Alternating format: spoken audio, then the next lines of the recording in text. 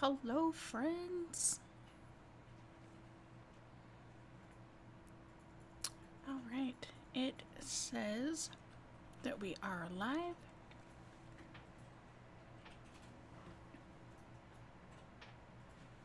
It says again that we are live. Weird. Okay. Well, hello. Welcome to 3 on Thursday, where we make 3 or more cards each Thursday, and I give you the measurements and show you tips and tricks on how to put them together. We started a couple weeks ago of doing one card, at least, of those cards that is a Christmas card, and we are continuing that this week as well. So, before we move on to that, I wanted to show you something here really quick. So, one second.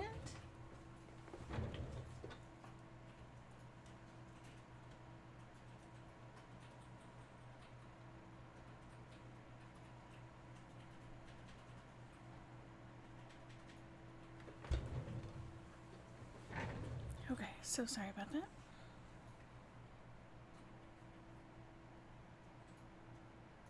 Gosh, it kind of looks like YouTube is telling me that it restarted again. I don't know, that's really weird.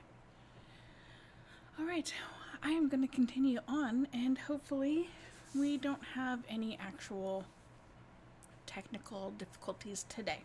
So, before we get started, I did want to show you a couple things on the website. So I'm going to swap over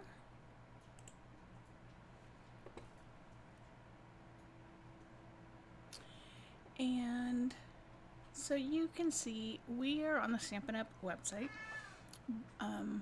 If you click on the link in my blog or on Facebook, it takes you to my site and you can then shop and whatnot. It does take you here. Things work a little bit differently than Close My Heart did, and that's okay. So at the top we have a scrolling image. The number of images changes depending on what's happening. And so let's see. Oh, look, I can pause it. Awesome. Okay, so this has what's happening right now or what's coming up shortly. I am not logged in, so this is the same thing that you would see when you got here. So there is the mini catalog that came out in September, the beginning of September, and that has actually 2 of the stamps that you saw just before we flipped over here. So if you clicked Get Crafting, you could see all of the items that are in that book within the shop. Okay, and you will have, sorry, I'm scrolling kind of fast, I apologize. You will have things on here. So you have 4 pages of items. Okay. Some things, like you can see here, the box treats are unavailable. The red and white baker's twine. I do believe both of those things are coming back, but I did not check before I went live because I did not see that until just before and I did not have time. Okay, so if we go back, so we have our slider image again. I'm going to pause it again. In case you didn't realize, Stampin' Up! Has come out with their own memory keeping line, scrapbooking. And so, excuse me, there is a PDF catalog. There is not a printed catalog for these. That will change in the future, but you know, with how everything changed with them welcoming the Close My Heart makers, things changed and they didn't have quite enough lead time to get that into a book.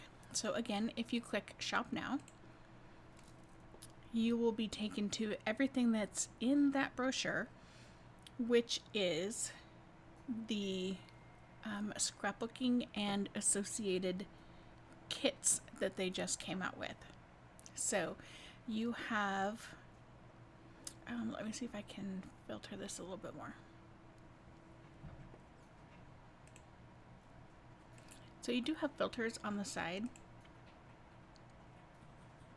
That is not going to help me.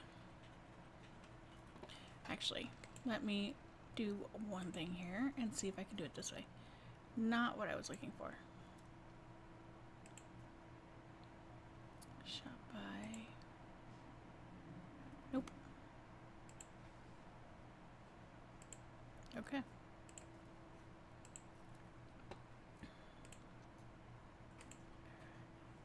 So, I do not recall how I got there, but I was at a page earlier that had just the scrapbooking workshop kits and not the extra stuff. I believe there are 5 kits. So we have Reindeer Memories, and that is obviously a Christmas kit. We have Halloween Spells. That one's going to be pretty obvious for you. Autumn to Remember. That is also pretty explicit on what it is. Snow Day Scrapbooking. So that's going to be wintry stuff, but not necessarily Christmas specific. Okay, so 4 kits. So the stamps that you see do coordinate with the workshop kits. And let's come back up here. That is the paper pack. So you can get the paper pack with sticker sheet. You can get the coordinating cardstock packs like you used to be able to with Close to My Heart. You can get some of the single color packs. These are Stampin' Up! Colors. These are not Close to My Heart colors, just FYI.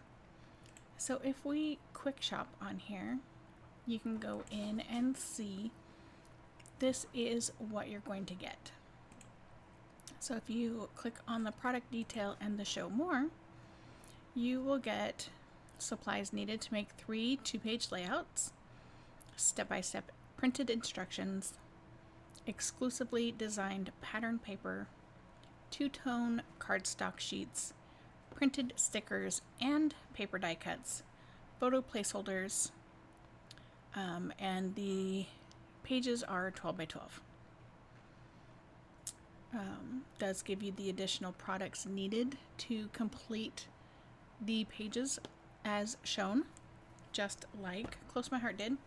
So in this particular instance, you'll need Pool Party ink, blending brushes, Stampin' Seal, adhesive, a paper trimmer, and paper snips. Right, pretty basic. So, and they have the layouts shown that you will create.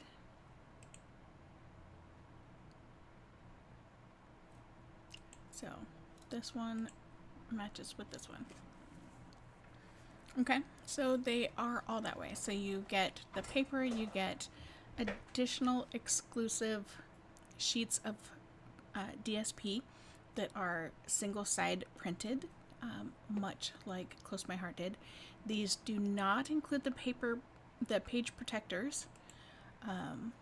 You will have to purchase those separately, as well as your album itself. Those are also available in the store. Alright, so if we go back to the main page, there is a World Card Making Day event.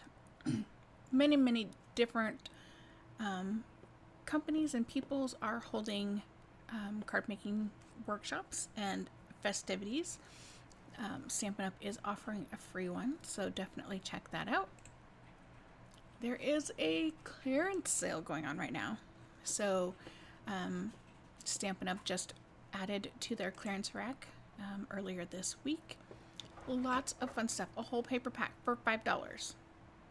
Some gems for just over $3. Ribbon, Memories and More cards. So in Close to My Heart Speak, those are PML cards. Envelopes, cards. There is a giant paper pack. You have some boxes, some more ribbons, some stencils, some dies. These brilliant background dies. Those are fun.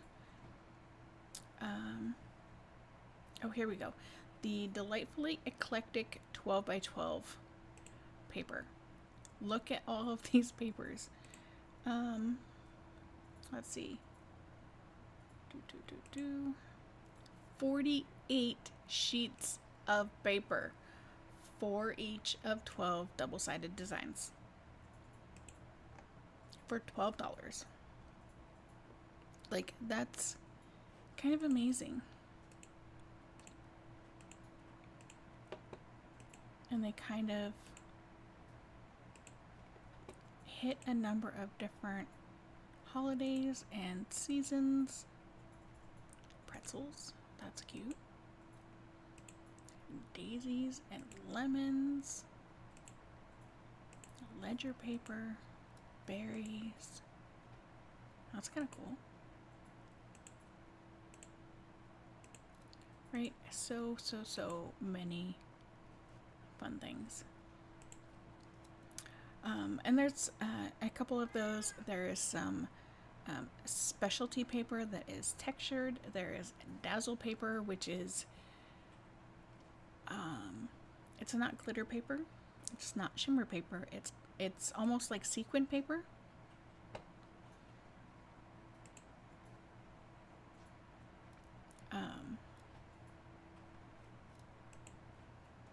For lack of a better term, it's like sequin paper. Anyway, some punches, all sorts of stuff. So great deals on some of that stuff.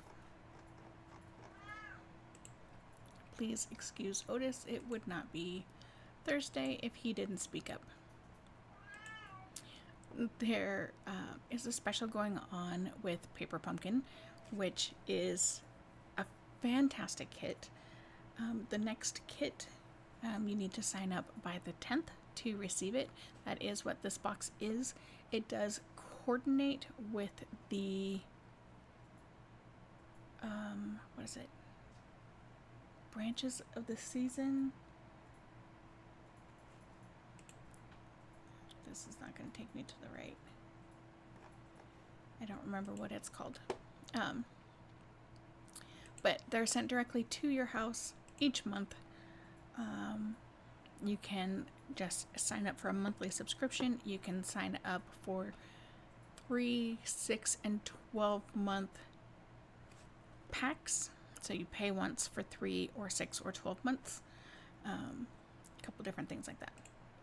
And then there is, of course, the kits collection.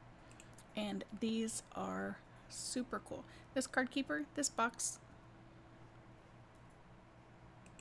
there's not a way to pause it on this page.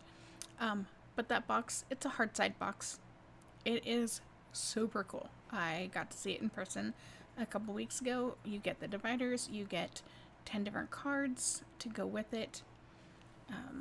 So that one is new, as well as the Christmas ornament kit that you see this flashing back and forth between. Those are actual metal rings. The pine cones are plastic, and there's paper and stuff. So you have 3 different size ornaments that you can use. Super fun. Tons of kits. It has everything that you need, with the exception of scissors. If it has ribbon, so it does not come with scissors.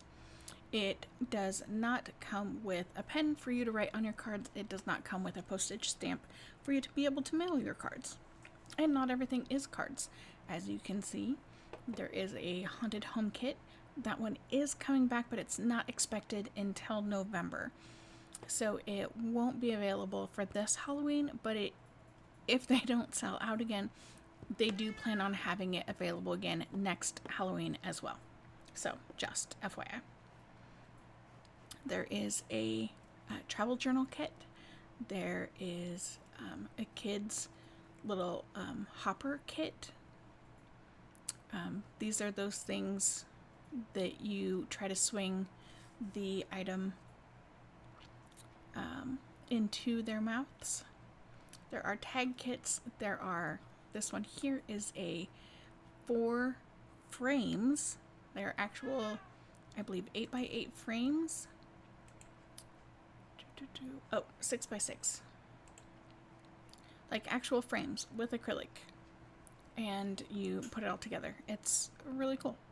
And you get everything. You get the adhesive. You get the foam tape if it requires that. You get the bling of some sort, whether it's dots or ribbon or something. You often get something. There's advent kits, all sorts of things. So definitely worth a look around. All right, let's come back over.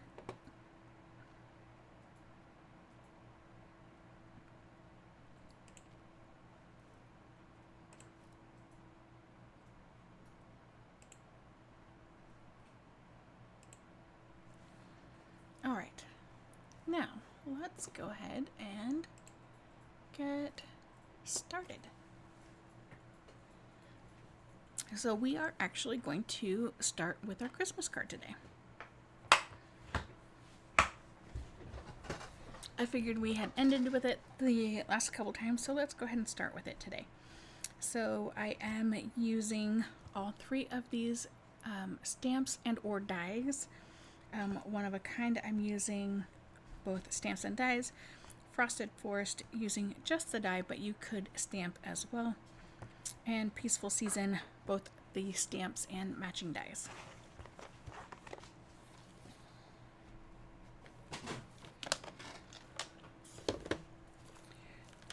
We are going to use the Take a Bow paper pack. So this is a 6x6 paper pack. You get multiple sheets of the same designs. They are front and back designs.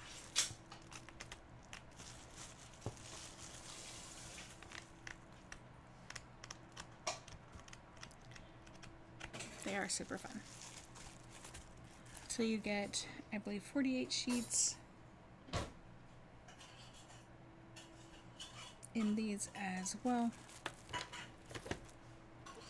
Alright, we will also be using the Snowflake Sky 3D embossing folder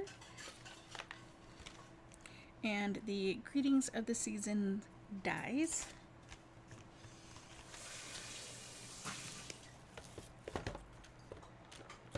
And a few other little bits and bobs. So, let me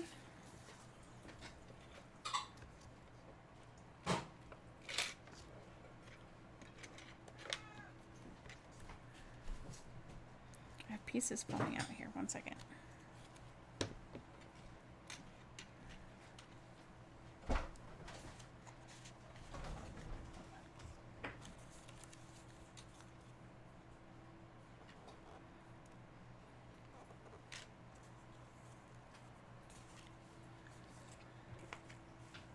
So this is our card, right? Super, super fun. And believe it or not, it's actually really easy to do. So we have the shiny snowflakes, so that is the same as last week, where was that last week? Week before? I think it was last week. Where we put packing tape on our white cardstock before we die cut our piece, so that our snowflake is shiny instead of, just a matte white. Not a requirement, but that's what we did. So let's go ahead and get started. So we have a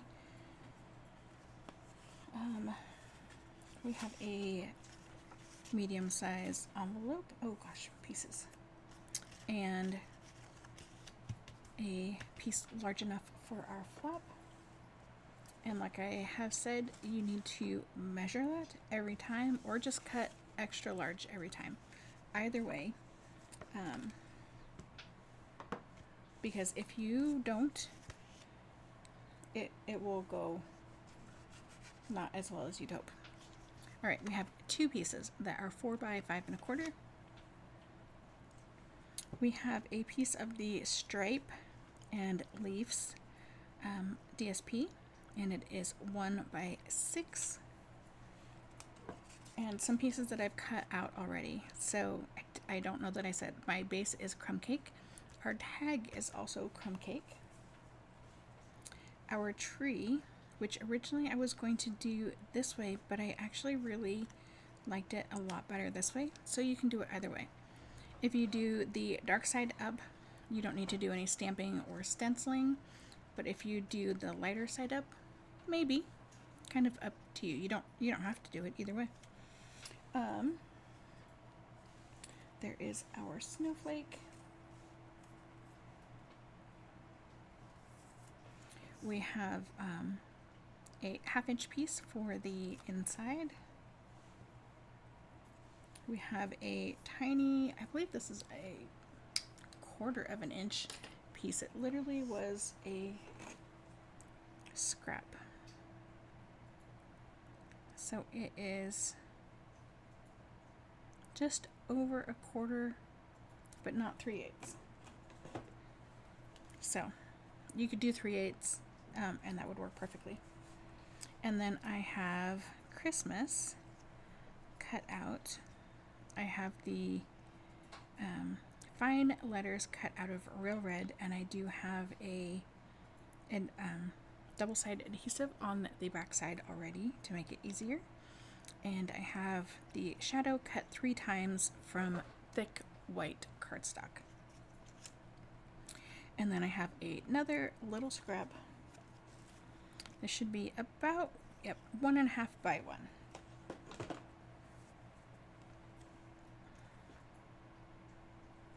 And that's kind of everything. There's very little stamping on this card.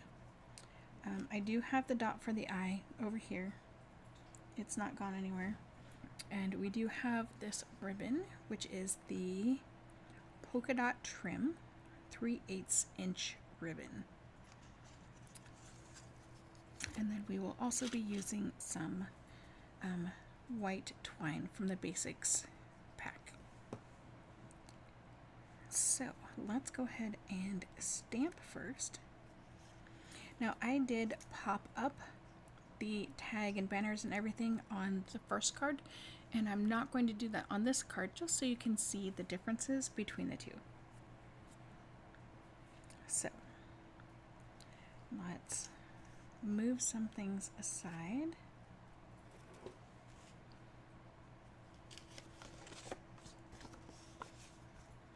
Let's go ahead and glue this first. I am going to use some Tombow. That's probably a big surprise there for you, right?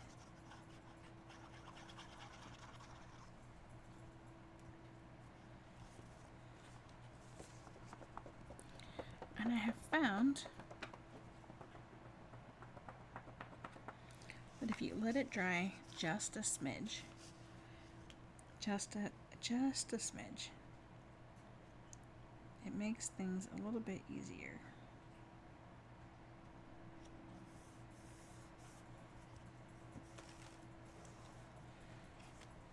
Okay. Always burnish.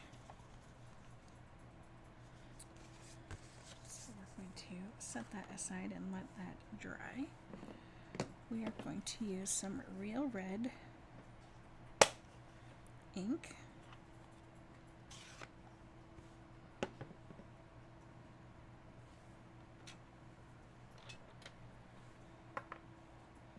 And we're just going to stamp the word Merry.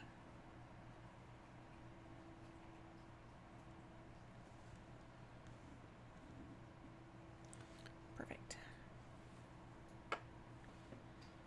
Okay. I do want to show you something really quick. I do not have any stickers on here yet. Your ink pads do come with stickers on them, and they are super easy to pull off. All right, you have this outline, which is just trash, and you have English. I'm going to go with this one is French and this one is German. Those tend to be the languages of the stamps, so I'm going to guess that that is probably that as well. So you just take them off. I use my piercing tool.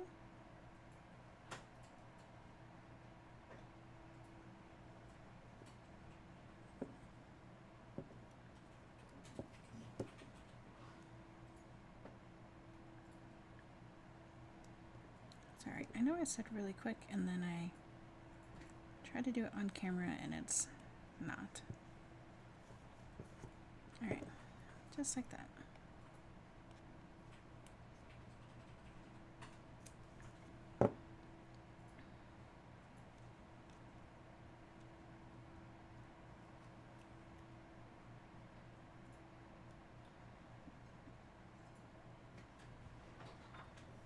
You don't have to do both sides. I like to. That way I can have them stacked in either direction. And then they even have a tiny piece for you to put inside.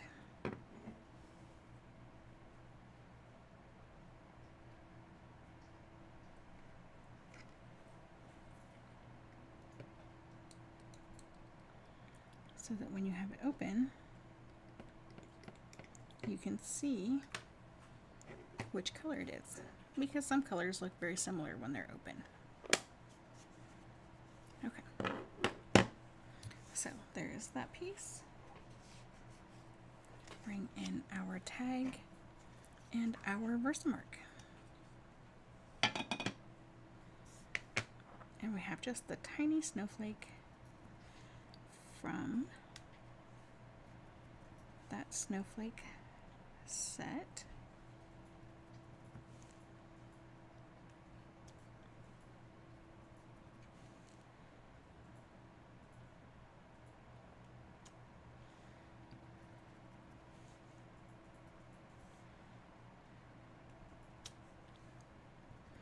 And you can do more or less depending. We are going to have paper cover this part, so we don't need to do anything at the bottom. And I don't want to necessarily fill in the entire space. I want them to be kind of sparse.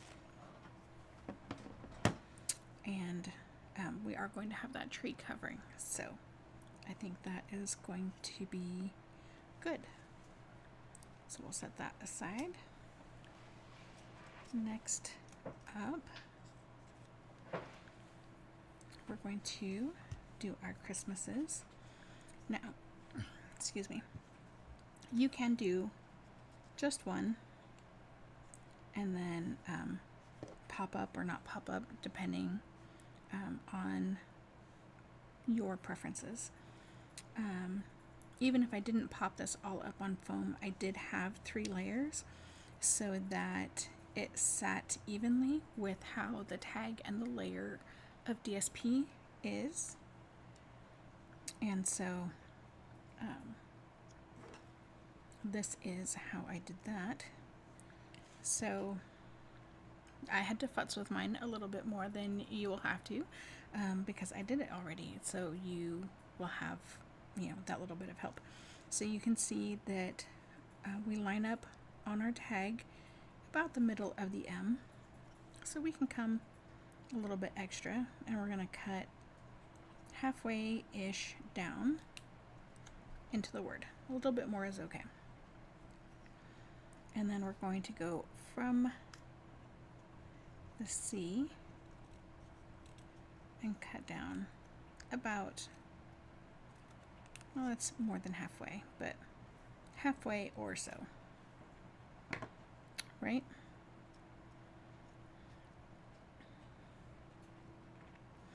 And just to make things easy, we're going to go ahead and add some glue on here.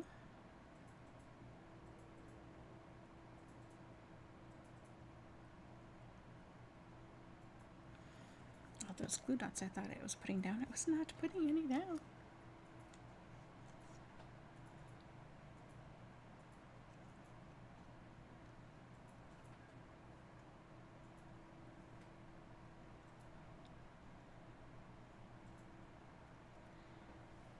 Okay, so we have that lined up, it's glued on, and now we're just going to use that as our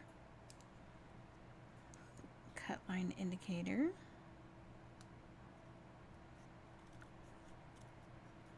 And we're just going to cut that same spot.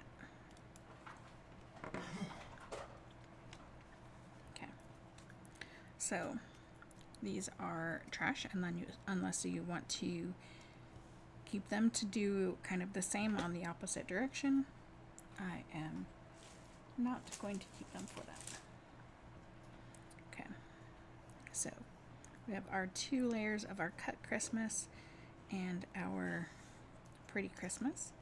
So we are actually going to put our word on now. It will be easier to do that now than later when it is uneven because of the step that we just did.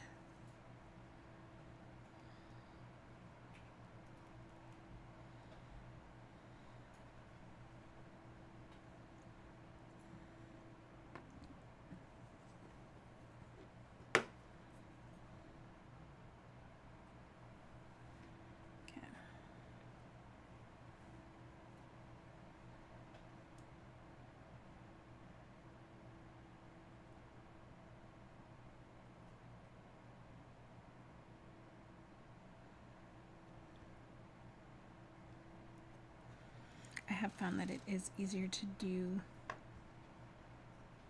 1/2 and then line up the rest. Now some of these are pretty thin, and I was gonna try something and I forgot.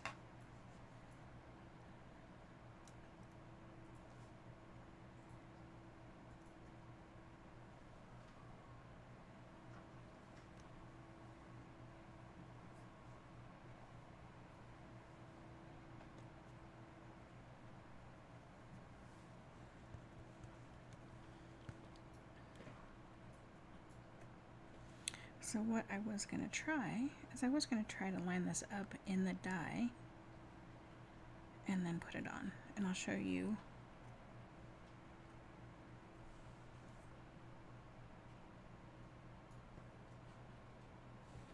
Sorry, this little dot was a trickster.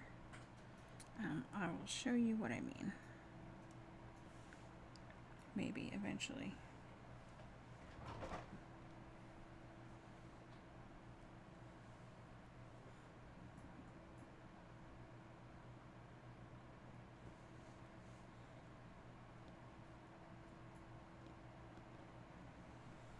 Okay.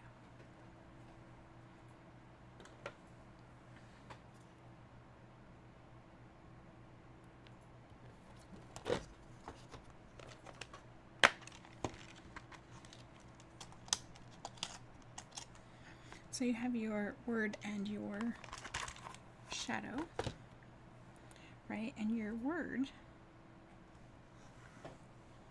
I know that sounds kind of self-explanatory, but it fits right on your shadow. And I can't pull it up and show you because it will be blurry. But so, I was thinking if I lined it up in here, then I could maybe easier line it up on the shadow and then poke the holes to get it to stick. So if you're having some issues, that might be something worth checking into.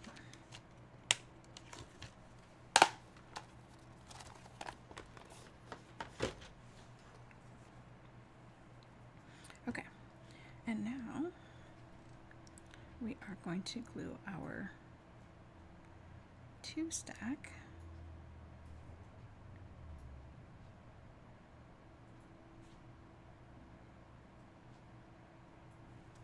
onto the back side.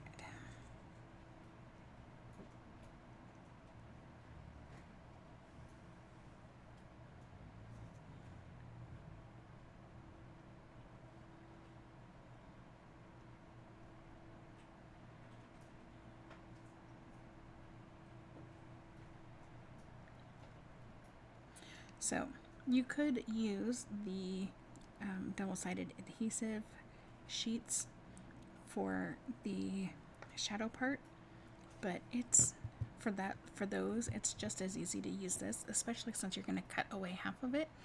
I wouldn't want to waste that much. Okay, next up we need our tree and our Mary and our snowflake. So first off, we're going to cut our Mary at an angle, whatever kind of angle makes you happy.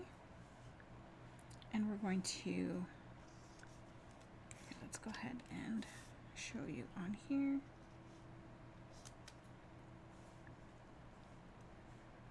So we're going to kind of line that up.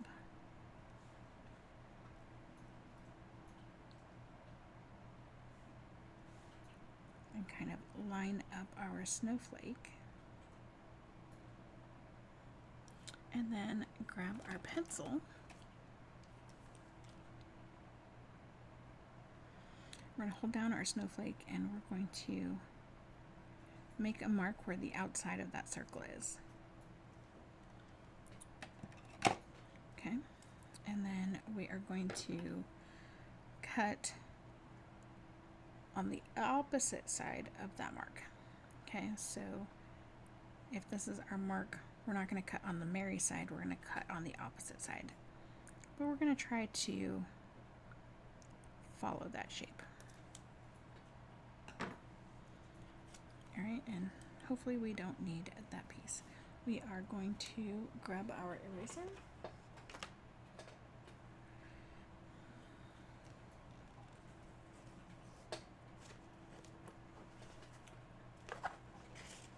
Or I guess we would if we knew where it went.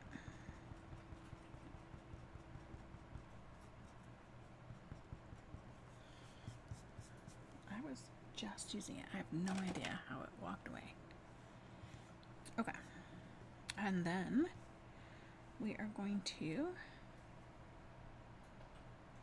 take our snowflake and we're going to add just a little bit of glue on our circle. And this would be good to do on our silicone sheet.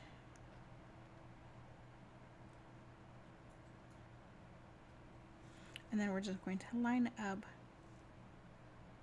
our circle on that edge that we just cut.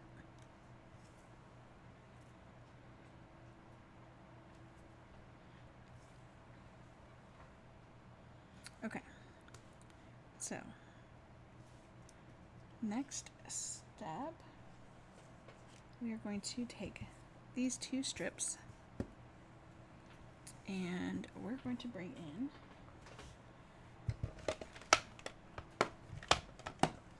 our little baby boss.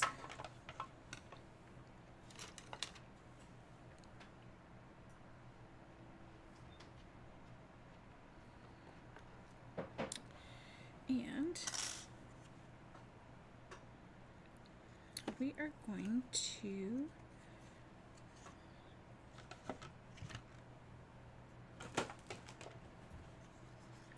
take our tag die and we're going to cut off a piece that's big enough.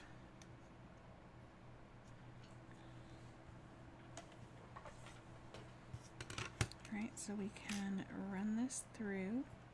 Nope, we want it the other way.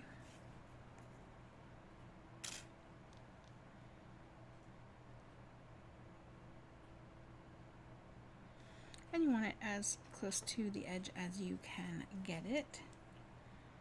And then this piece,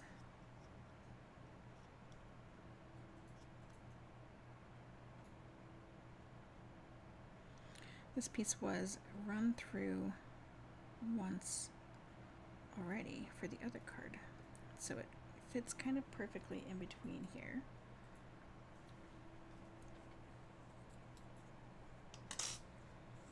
So I just kind of want to add a little bit of hold.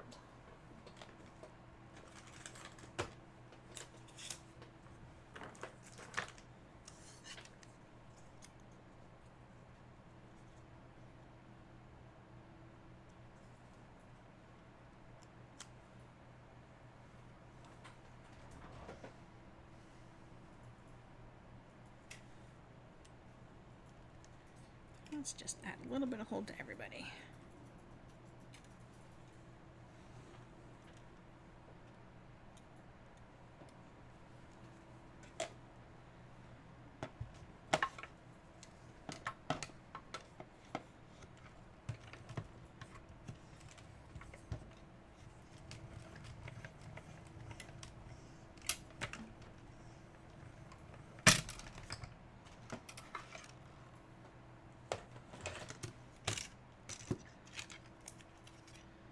So we have that piece, we have that piece. We're done with our tag. We have a few little scraps, and then we need to cut this as well. Now you could easily make this piece shorter because you definitely don't need it to be this long.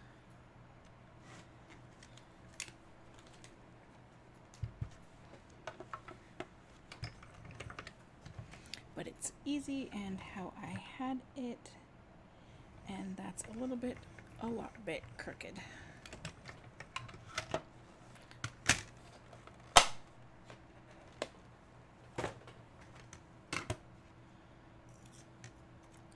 And that's okay because it gets crooked after where we need it, so it's fine.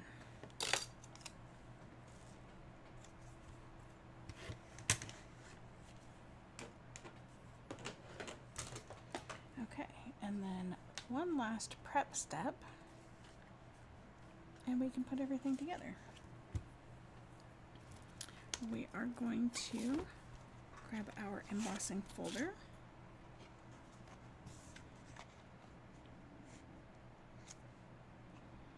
and run this through. Now, wherever you do that, totally up to you.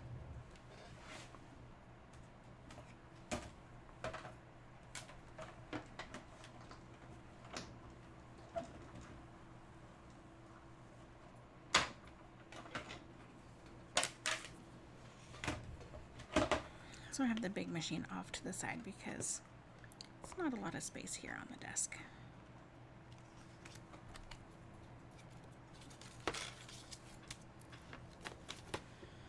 Okay, everything is now ready to go. So let's put some things together. So first up, let's do the inside of our card. So we have some Stampin' Seal,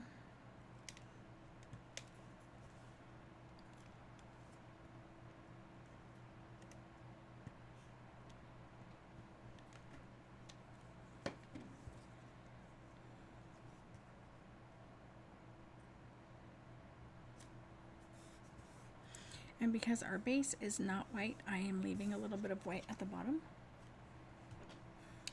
There's there's no real rule on how to do that, just a personal preference, and that one is mine.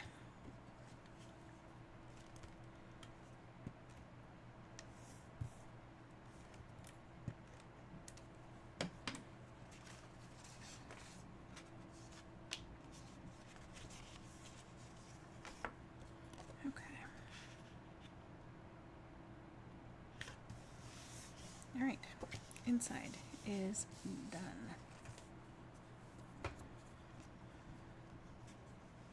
Outside.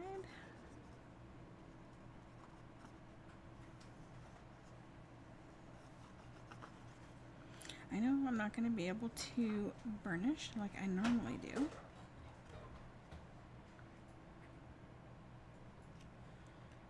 But also,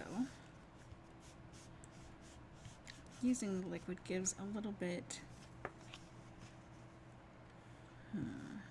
more spreadable adhesion.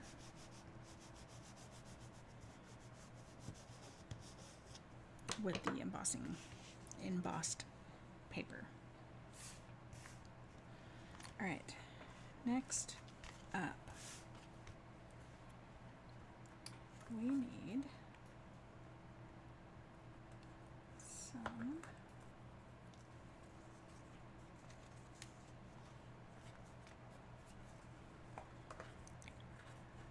some of it we need some dimensionals and some of it we do not.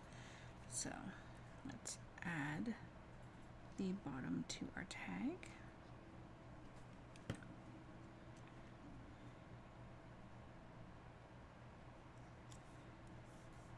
And much like lining up a paper on the die itself, these pressed through dots should fit right into the other dots, so you'll feel it kind of lock into place.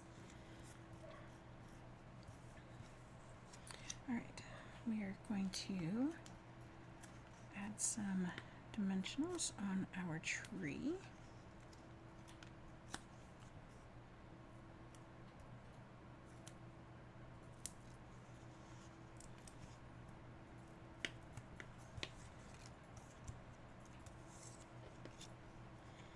Let's do a little guy there.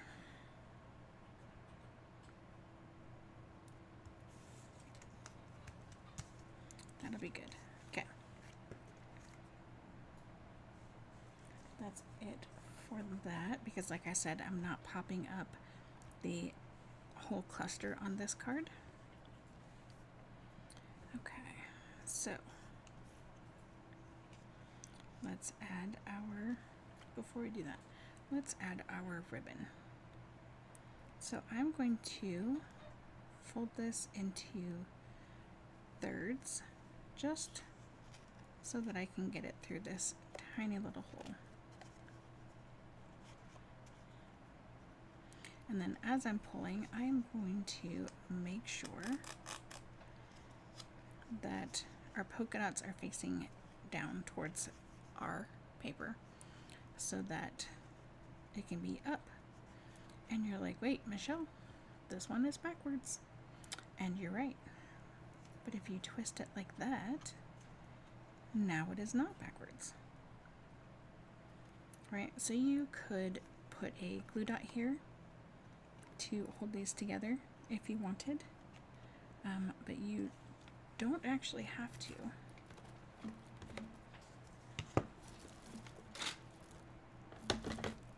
Oh, here it is.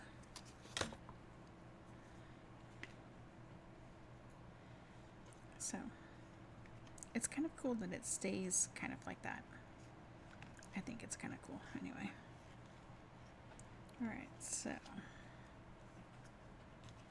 we are just going to wrap this around and make a bow.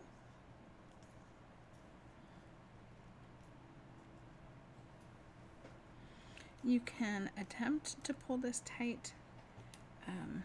This ribbon is actually very stiff, so you are not likely to pull it cinched together like you would normally expect to be able to with a ribbon. hold your knot while you pull your ends to make things fidgeted.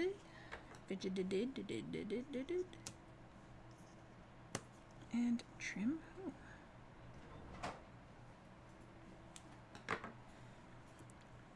Keep or don't keep, up to you.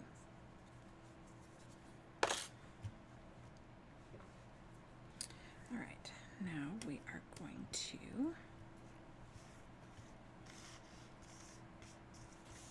bring in our banners, and let's use a little bit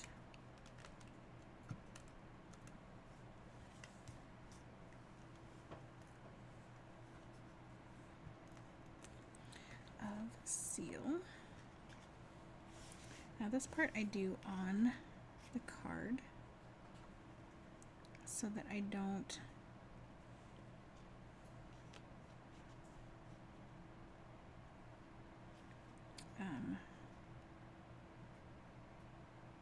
make things longer than they should be.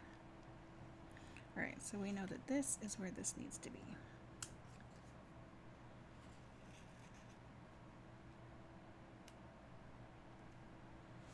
So we're just going to tack that down, slide that under.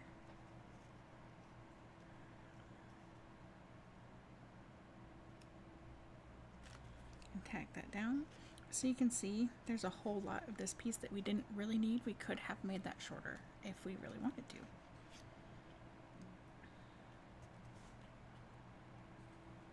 Okay, so let's go ahead and attach this.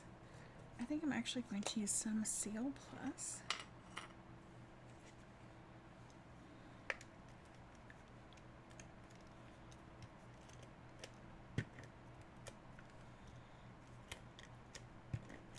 So I've not used very much of this, and let's see, I know I have shown this in the past, but again, I have not used it very often.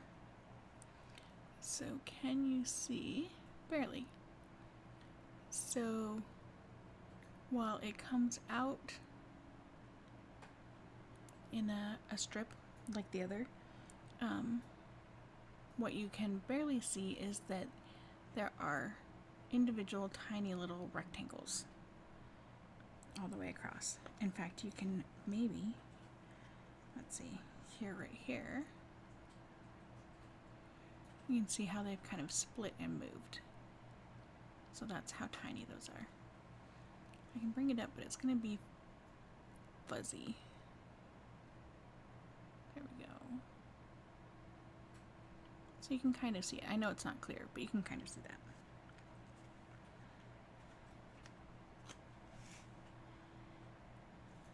Okay.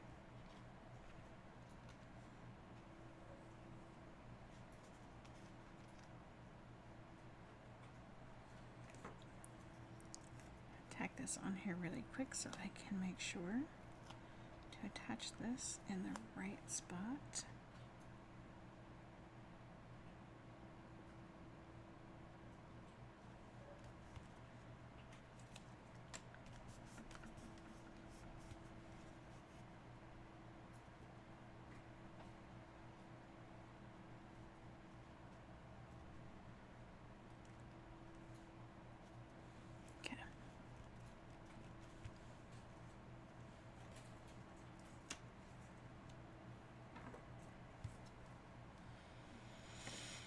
So when you are adding your glue, you can do just the cut parts if you'd like.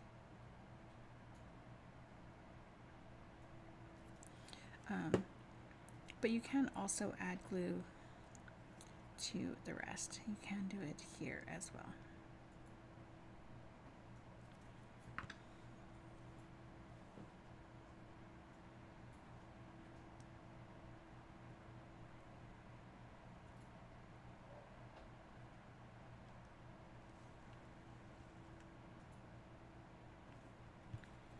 We didn't give that any wait time like we have for some of the other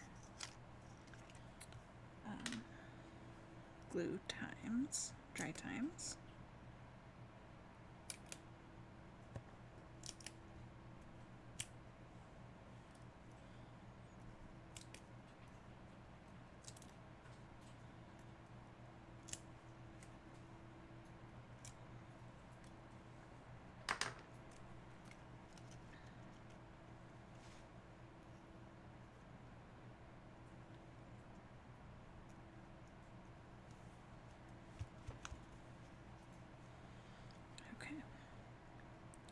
Now, the circle cutting that we did is kind of a personal preference.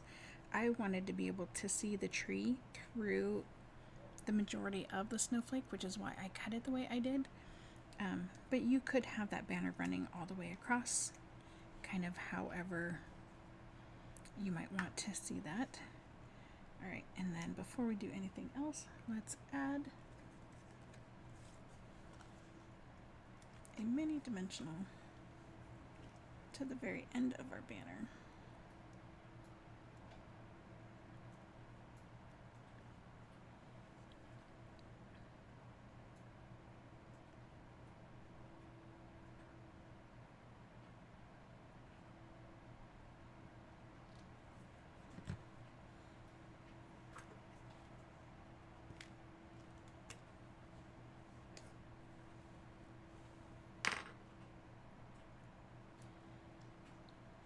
And then, would you believe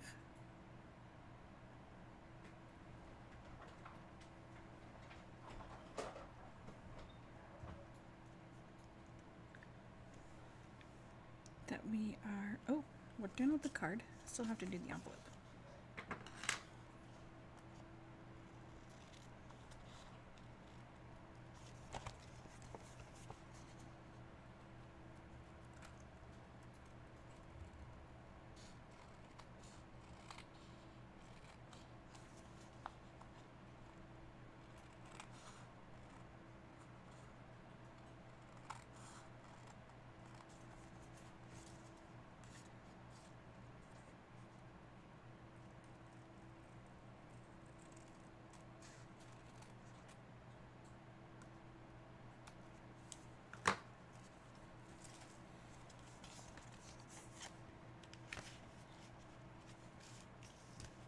And there is card number 1, our Christmas card for today. I think it's super cute, and so hopefully you do as well. And clearly you can make so many of them out of this little pack. You could change up, and some of these could be the red stripes, some of them could be the leaves and berries, or any of the other designs in that pack. So let's move on to card number 2.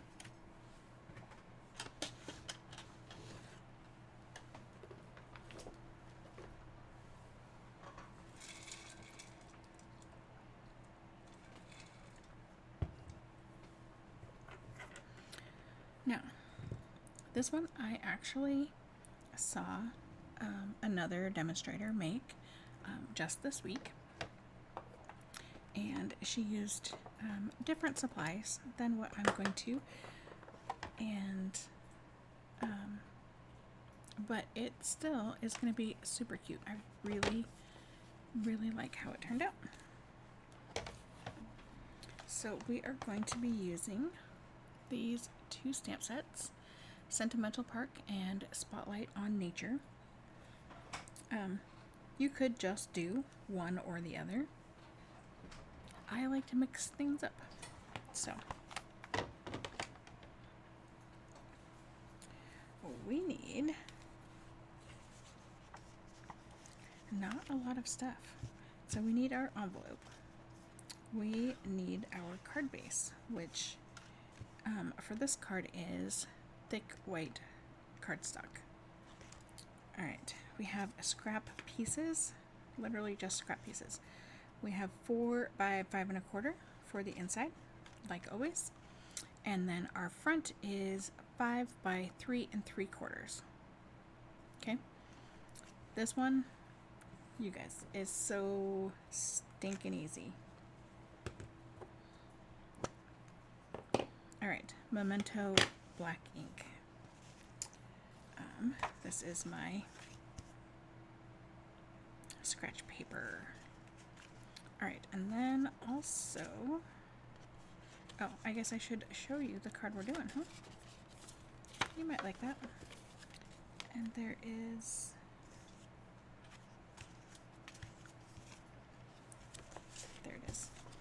my inside piece. So I do have a scrap to go inside the envelope because we are stamping and coloring on the envelope.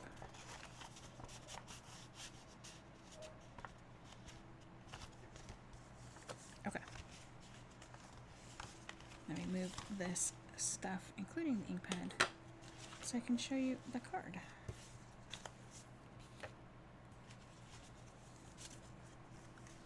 So here is our envelope, and here is our card.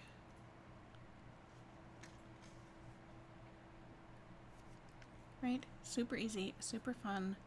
And this flower, you don't even need to have it up that high. You could have it down a little bit lower. So I might try that on the card we're making.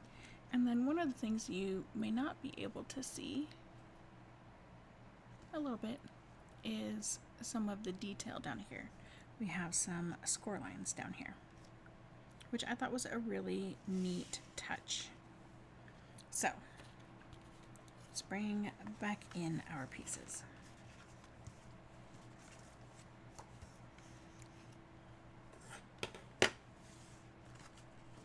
I know I keep moving things left and right, and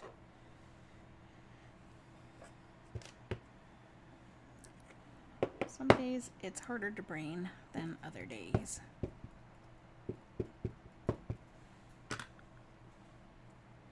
Alright, I know that my block is not big enough, but that's okay because we're not using the whole stamp anyway. Beautiful. If you did not want something this bold on the front of your envelope, you could just leave it black and white, or you could, because I know this will be the back, you could do a second generation stamp and it would be lighter. So that is an option, and that actually came through a lot dark. We're gonna go with it. We're gonna go with it. All right, but yes, that's a lot darker than I expected it to be. That's okay. All right, stamping number 2.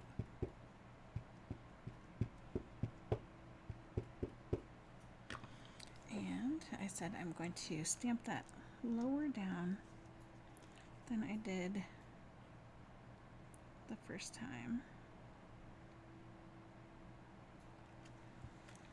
Ooh, I don't know how that's going to affect our sentiment.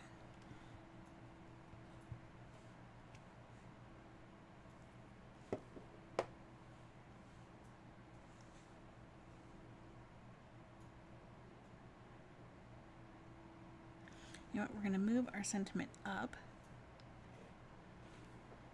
We'll do that in a minute. We got to do some other stamping still. Okay. That is stamped. This one, I think the scrap is big enough. We just want our 2 largest blooms.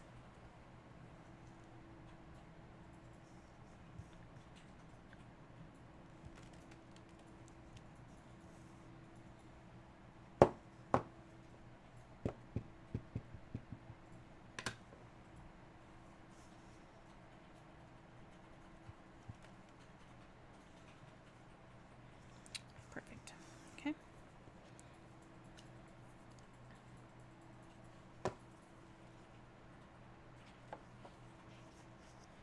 All right, and then once more for the inside.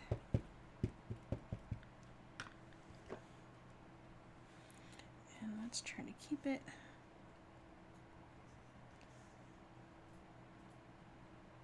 like that.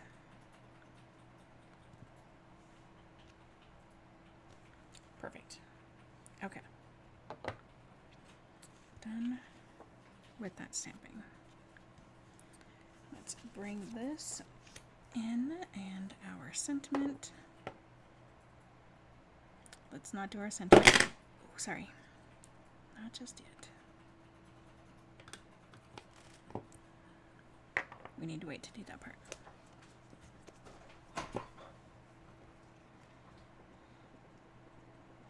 All right, we want these to dry a little bit before we try coloring.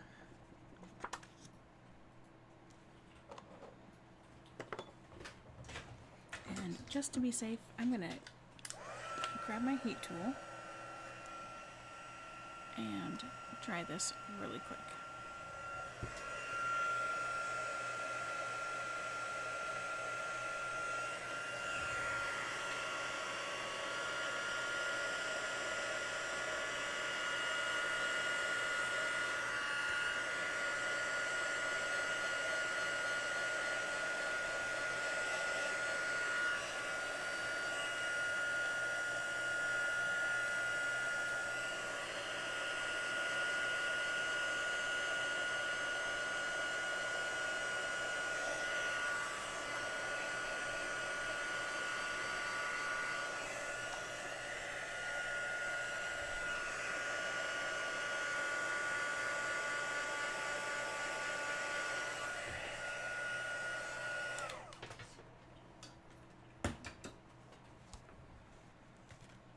Okay. So we are going to color these blooms first because we are going to cheat. We are going to cheat. And we are cheating by completely coloring outside of the lines.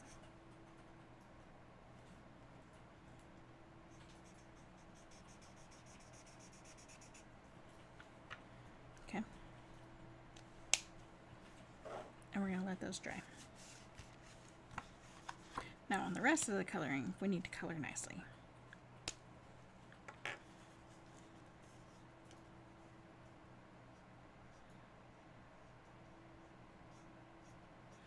The downside with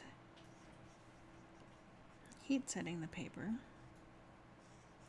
is that it does warp a little bit.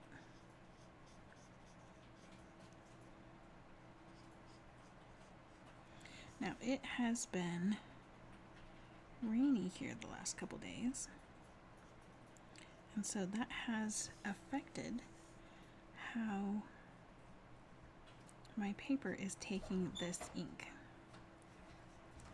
So as you can see, I am leaving a whole lot of white space.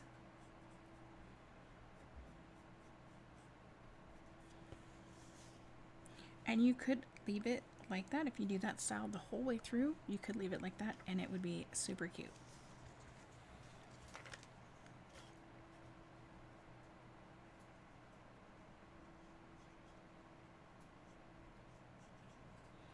If I don't leave the white space, it has been bleeding outside of the lines,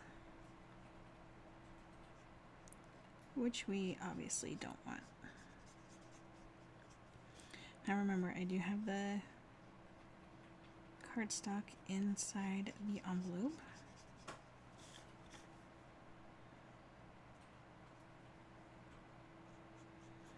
This makes it so that we were able to stamp neater, much more nicely, and because it kept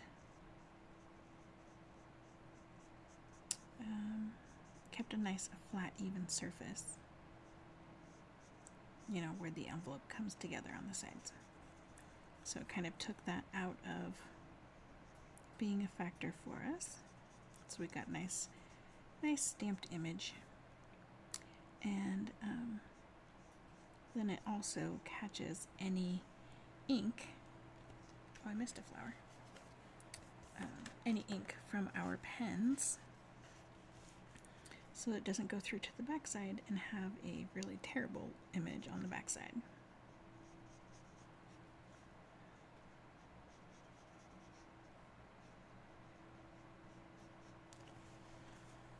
Okay, so we are going to lay down another layer on these blooms, and I want that so it goes through to the backside. And then I'm going to switch over from the brush end to the bullet tip. And I am going to go fill in the rest of these areas.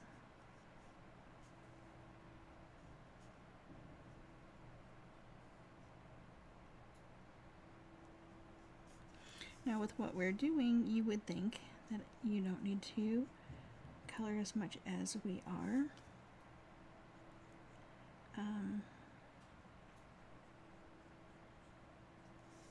But if you're anything like me, I'm going to guess some of you are, when you get a card, you take a look at it sideways to see how it's kind of put together and all those things. And if we didn't do all the coloring, then you could tell. And I didn't want that.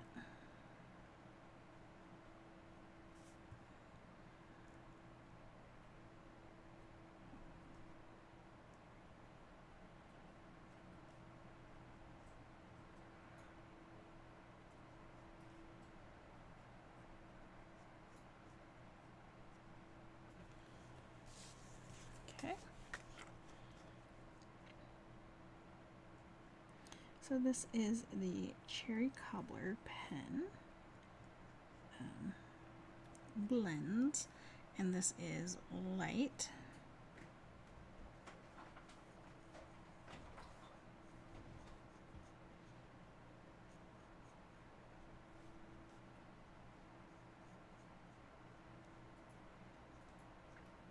One of these times I'm going to need to keep the coloring like I did it at the beginning for this one, because it looks really kind of cool. If you do it the same on all of them, it looks really cool. It reminds me of a tablecloth that my grandma used to have.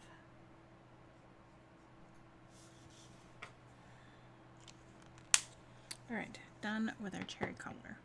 Next up we have dark shaded spruce. You could do light shaded spruce if you wanted.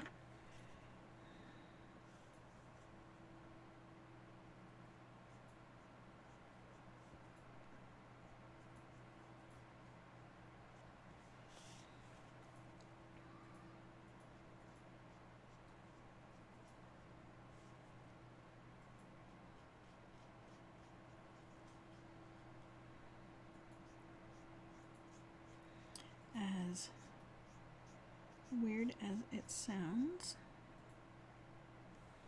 I have found that I have more super fine line control with the brush end than I do the bullet tip most of the time.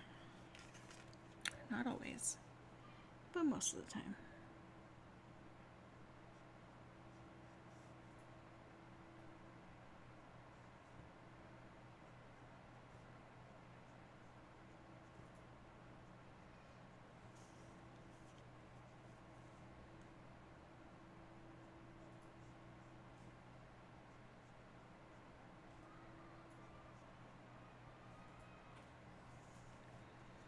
So these stems are super tiny.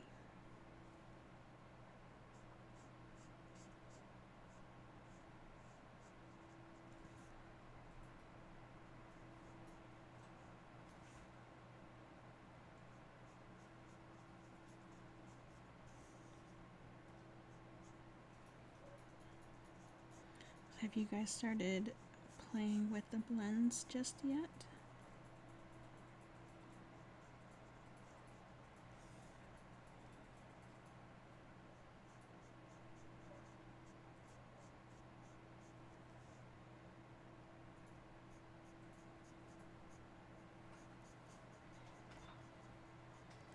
Sorry, concentrating on coloring in the lines means I don't talk nearly as much. Ow, that really hurt.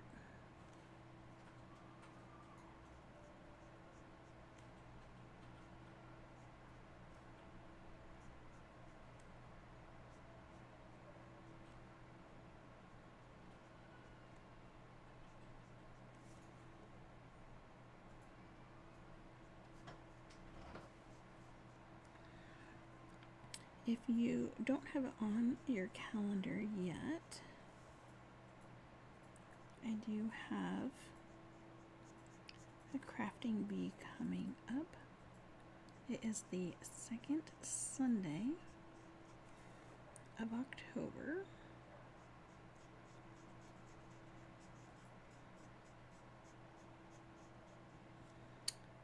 And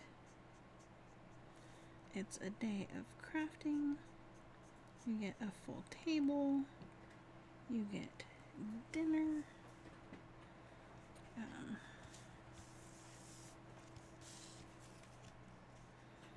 Friends. I always bring the supplies that I have so you can take a peek.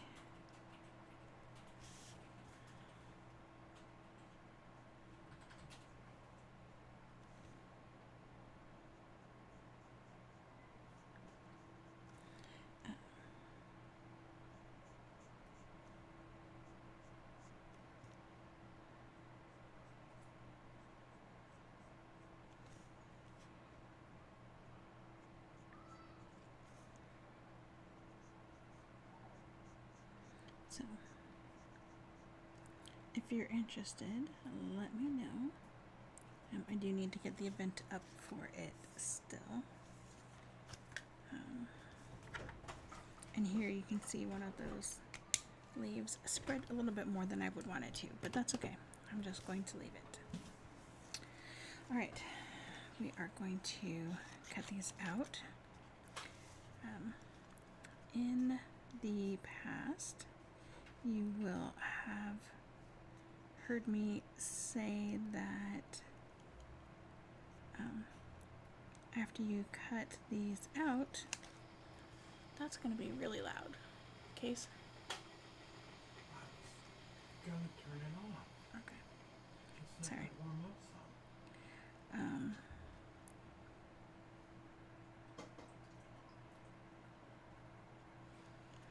Normally, when I cut out images like this, I will highly suggest that you outline the edges in black. Gives it a nice finished, polished look. And I still agree with that sentiment. But because of how we colored these, our little cheater method, you don't have to do that this time.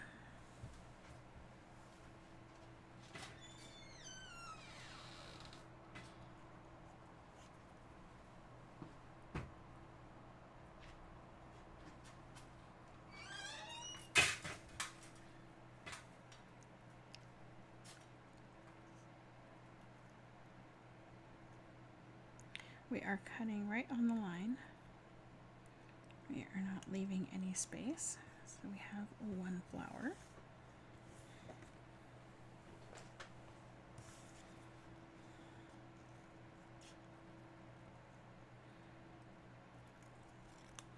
We're not cutting leaves or stems or anything like that. Only just the two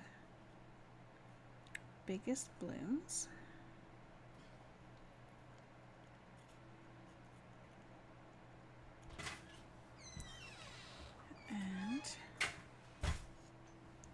And then we can do our last couple steps.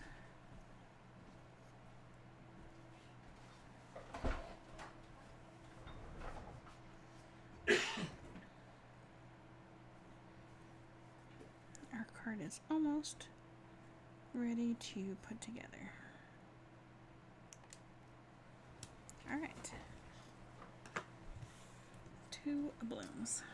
Now, we need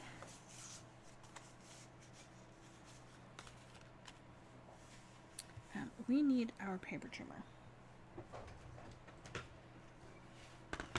or scoreboard or whatnot. So the good news about this is because of the alcohol ink, we can see where our flowers are on the back side. So we're going to, now this will depend on how you stamped it. Nope, need it the other way around. Okay. We want our scoring to be poking up above the top of our card. So I'm starting at 3/4 of an inch, and I'm going to stand up so I can see, but I'm going to stop. All right, hold on. Let me, it's a pencil that I have right here.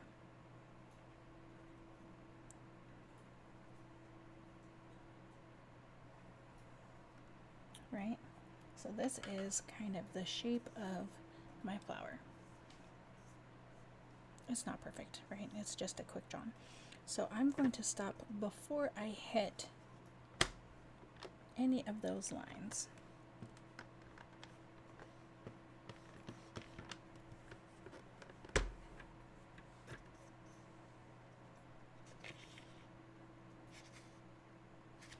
And I went too far on that first one. Okay, then I'm going to go 1/8 of an inch. I'm going to do the same thing, but I'm going to adjust how far I go based on the new line of the flower. I'm going to go 1/8 of an inch again, and based on my flower, I'm going to go a little bit shorter still.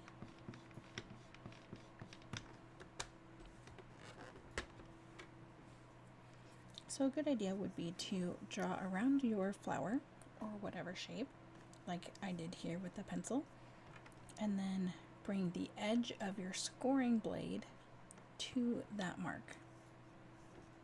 Okay, so I did that. Let's do 1/8. So I'm going to bring my score to about here. I know this goes in further. I'm not sure if you can actually see that.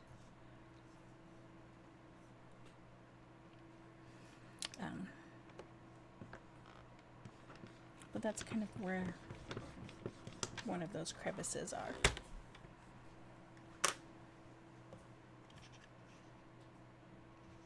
Right, so our lines are all different lengths.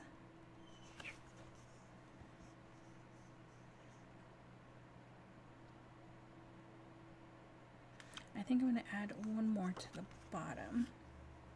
Right, so we started at 3/4, so let's go out 1/8.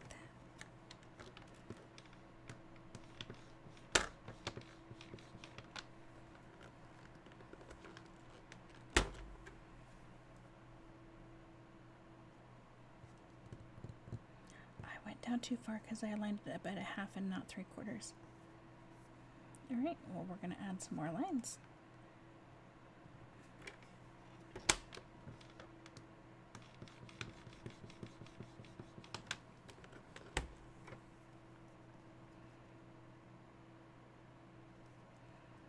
Alright, this is the line I meant to do.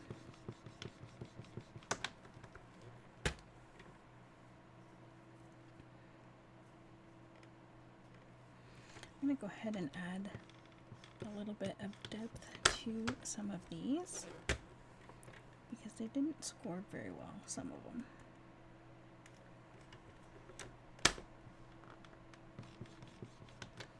Okay.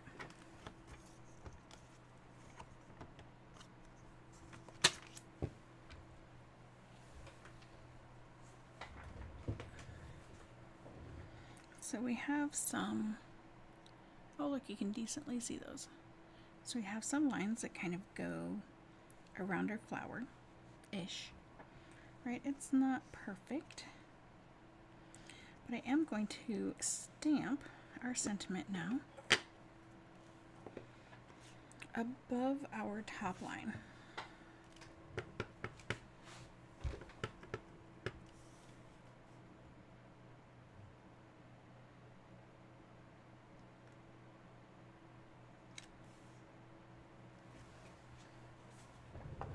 And it's mostly straight, so I'm good.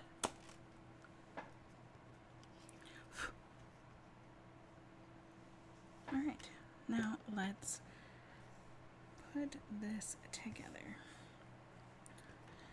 We are going to put some dimensionals on our balloons.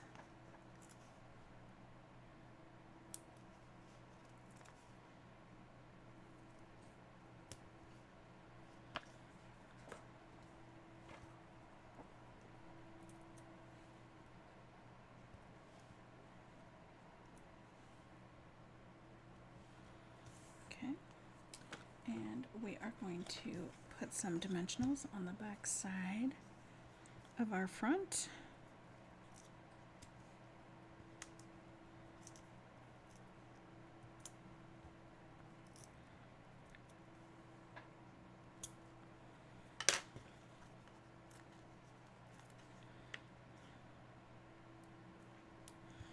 I see demonstrators who they will put 4 on this piece and they will call that good. I don't know how they can do that. I mean, even for me, this is lightweight, but I'm gonna let it be. Okay, this is the inside.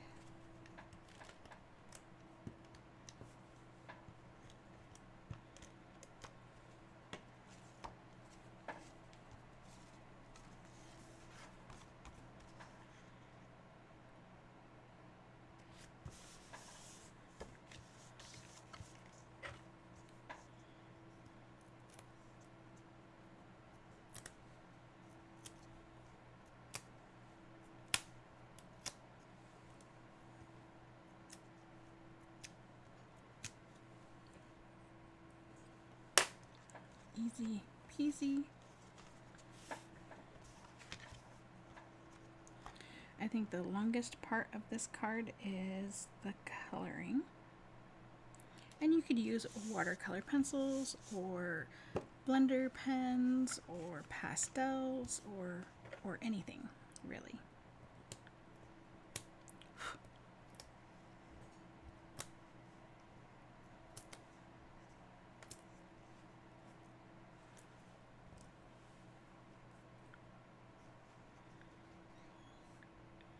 And then we're just going to line this up right on top.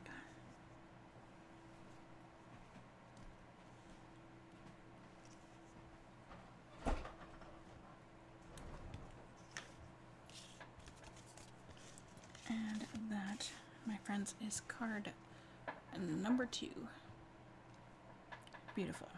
And imagine you can do a whole rainbow of flower colors with that.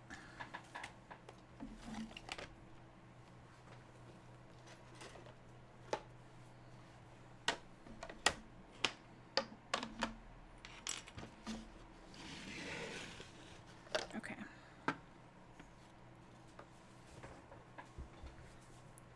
This next one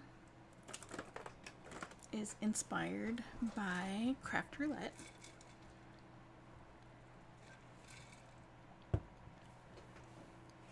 I have followed Mary for a number of years, and I tend to forget to play along. And while I didn't forget to play along this time, I didn't get a chance to upload it for, whatever. I could probably still upload it, it just doesn't get included in any of the prizes or whatever, which is fine. So, these were my notes. For episode 233, Christina Werner was the guest, and these were her hopes: a 7 Starry Night, single flower, and wood. Right? Pretty good things. what the wheel gave us, that was weird, was congrats, hummingbird colors, best friends, and add leaves. So I came up with this card with these parameters based on a card I had seen by an artisan team member, and I believe that her card is an A2 card. I am doing what is it, A5? It's a 5x7. So, you know, whatever number that is. So, hummingbird colors, I went with the Calliope hummingbird because my granddaughter's name is Calliope, and the hummingbird plays into that story. There's the whole thing. So those colors are kind of white or linen, a light gray color. Green, of course, most everybody knows what the green hummingbird colors are. Brown and a dark chocolate brown. And it would be called raspberry in Close to My Heart colors. I think Flirty Flamingo is the right color name for Stampin' Up! Colors. And so those are the colors that I went with. And I love how it turned out. So hopefully you like it too. And it uses many things just because I needed to meet all of the parameters. So we could take out a few of these things and have it be much easier. So I'm going to show you what I used as shown, and then show you what you could do to adjust it super easily. So I'm going to show you the card first, unlike the rest of the things. And so you can see, so we have some gold foil on here, and congratulations to my best friend. You are amazing in every single way. Right, so this, obviously we have leaves, we have kind of the sparkle with the gold for hummingbirds, you know, they shimmer.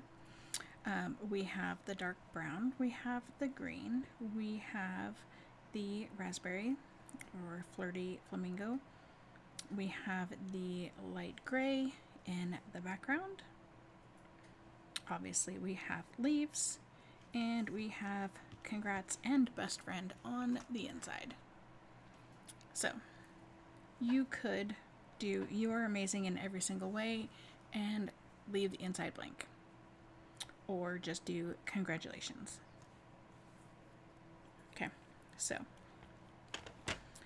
I used Adventurous Sky for To My. That's it. I just needed the To My. And it's To My Friend on the stamp set itself. So that is how you could adjust that. So I am going to leave that off of the remake. Alright, we are going to, let's see, Everyday Greetings. So congratulations, again, is on the inside, as is best friend. So I do still want to use congratulations, but I'm not going to do best friend. So we're going to go ahead and move those just so they're out of the way. Okay. Peaceful Evergreens. So, believe it or not, it is stamped on here in a couple different ones in a couple different places. We have the large evergreen tree, and we have the dots here. Okay, so we're still going to do those. We have Changing Leaves for the sentiment, you are amazing in every single way, and the leaves, kind of obviously. So we did use the dies as well. And we also have the that round die, but we have the big die, which we're going to be using, as well as this little guy and this little guy. I think I have this done already, but we'll take it out just to make sure. Okay, we also have Timber 3D embossing folder, and the so this comes back next week. I did not get a chance to see if it's come back early or not, but the Changing Leaves hybrid embossing folder. So this is really super cool.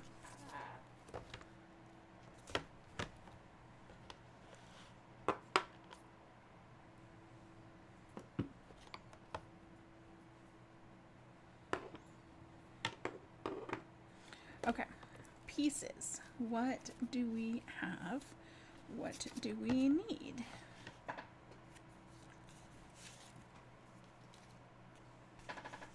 So we have a 5x7 card and envelope. Oh, look, see, we do have that piece. Okay, let me put this back over here. All right, card and envelope. We have two, just in case stamping goes wrong. All right, we have a piece of this beautiful paper that is called, I don't remember what it's called. Let me pull this up really quick because I want to give you the name of it because it's gorgeous.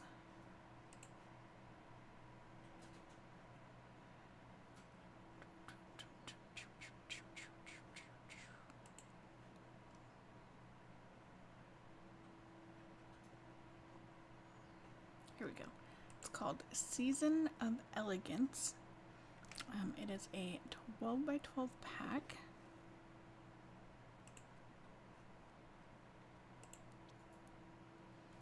One side has the gold foil and the other side has kind of a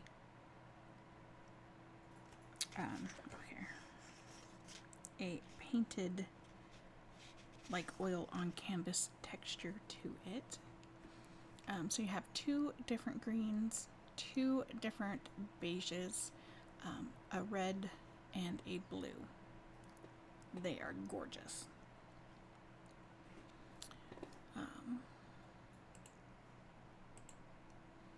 So here you can kind of see that paint texture. All right, we have a 5.5 by 5.5 early espresso cardstock. We have a 5.5 by 4.25 Mossy Meadows cardstock. I'm gonna go with its Flirty Flamingo because I don't remember. So this is 1.5 by 4.25. We have that Season of Elegance paper for the envelope flaps, or whatever size that needs to be. And then this is 2.5 by 7. I don't remember which gray is which.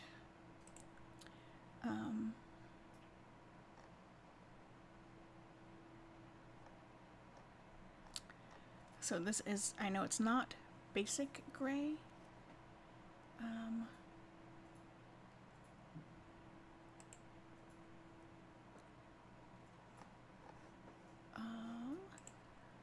And I don't know how to look really quick. Gray granite.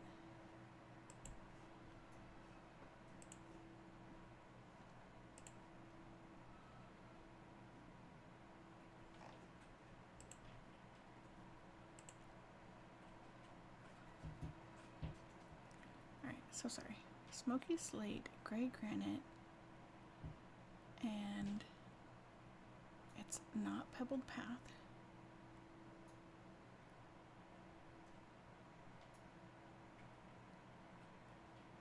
I think this is gray granite.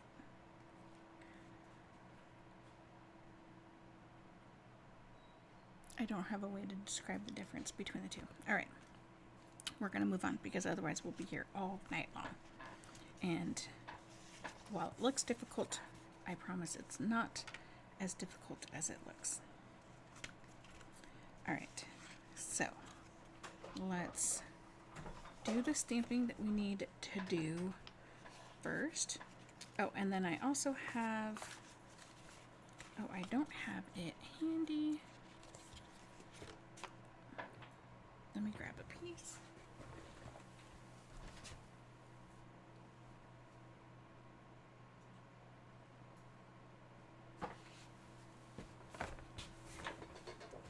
All right, 4 3/4 by 6 3/4 for the inside. Okay. Stamping first.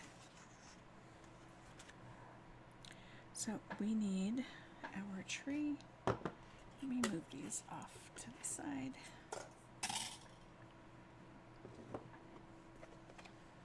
And we need Mossy Meadow ink.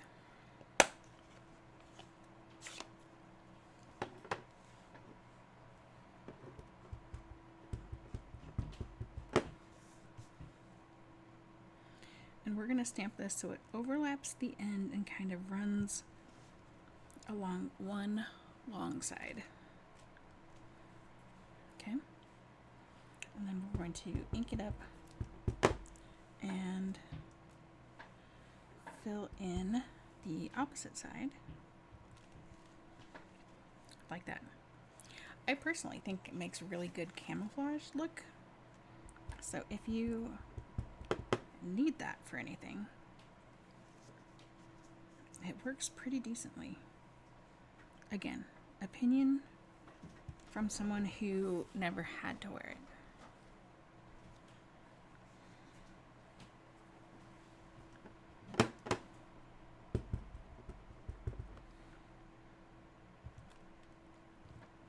I'm doing this because the gray was too bright against the Early Elegance paper. I needed it to not be that bright. Now, this should not show, but should you want to make sure that there's not any issues, you can do that.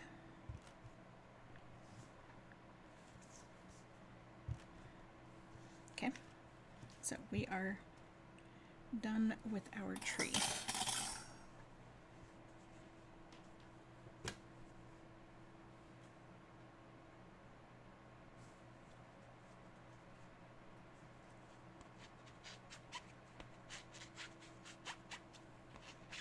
Alright, just use the chamois right quick so I don't accidentally make a giant mess.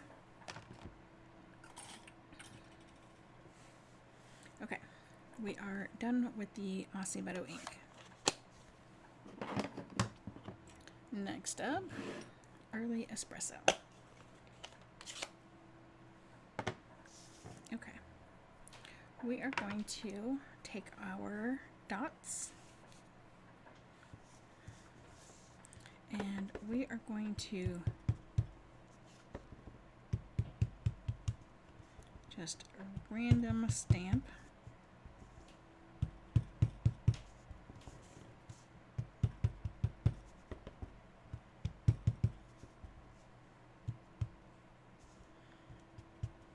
all across.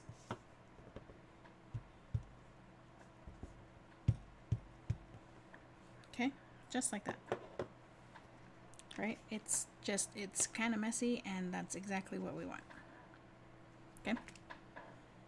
Done with that stamp. And that was really kind of messy because I was not careful at all.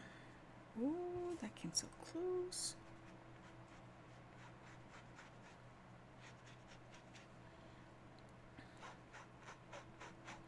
And a fun little trick that I learned is if you are cleaning off your stamp and you don't want it to be kind of, I mean, now you currently kind of can, but if you don't want it to be known what it is, if you do that and then just kind of rub it out, it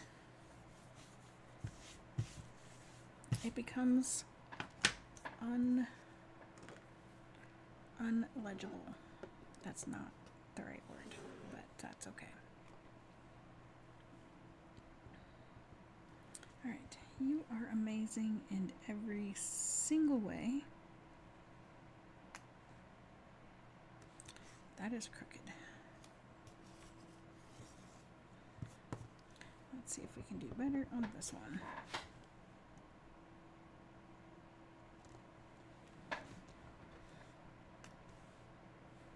Much better.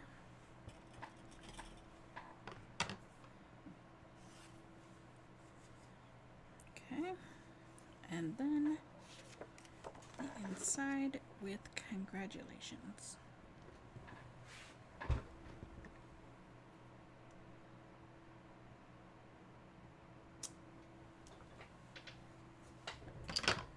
All right, done stamping.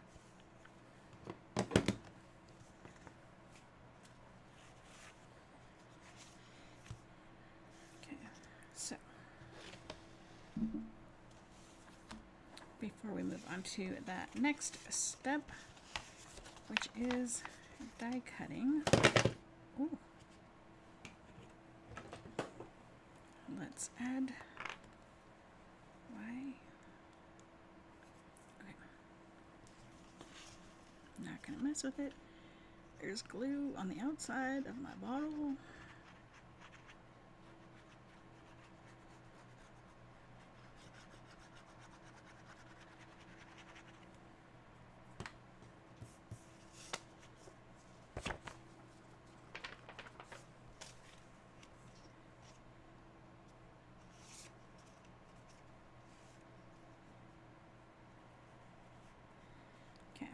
I do kind of drag it down below so that I can move it up, and it has glue on it to the very edge.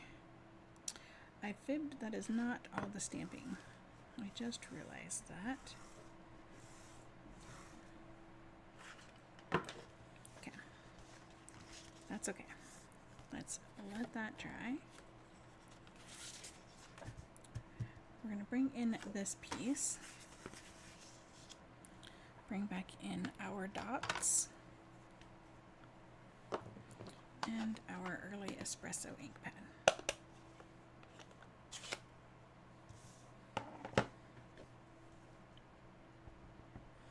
And we're going to do the same thing on here.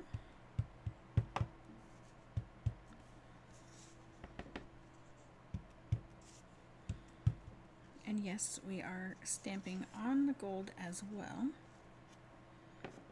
but we will be wiping that off here shortly.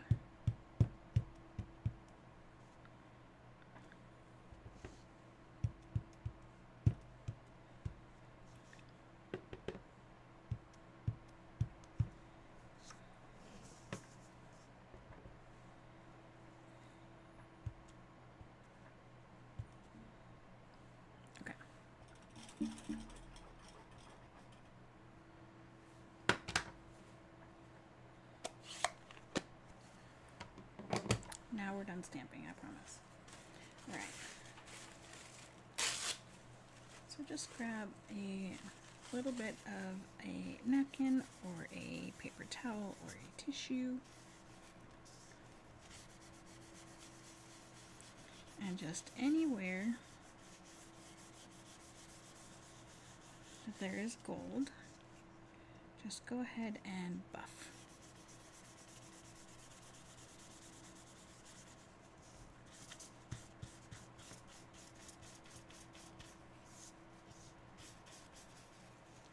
Alright, so you can see it's coming off.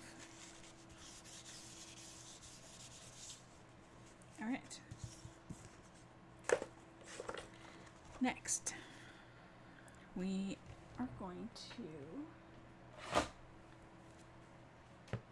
be doing some die cutting and some embossing. Right, you knew that already.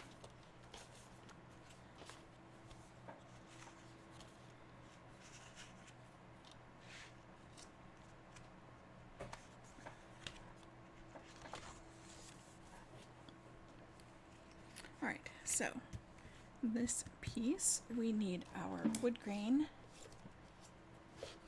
embossing folder. And you kind of just decide which way you want up. I just kind of fit that in. Now I lined it up kind of in that middle area. It's a little bit less visible because of how we did that tonight. I didn't cover it up so much in my first one.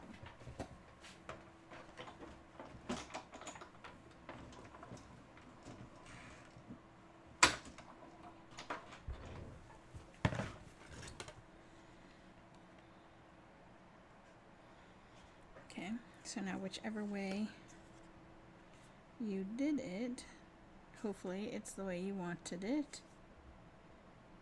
It'll be hard to tell, but either way, keep it the same direction. So if it was face up, keep it face up. If it was face down, keep it face down. And run the other side.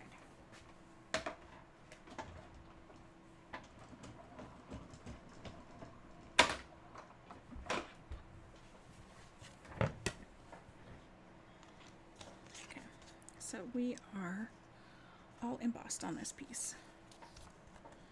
We are done with this folder for today. I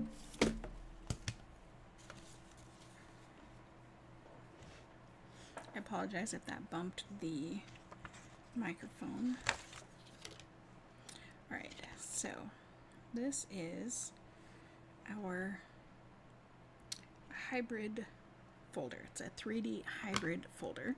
So this die fits inside here, just like this, right? It locks in like dies do after you've cut them out and you're trying to reline them up again. Same way. Okay, so we are going to run this through. We're going to use the same setup that you do for a 3D embossing folder, so you don't do anything different. It's that same gray plate and the big base plate and your folder in between, nothing else.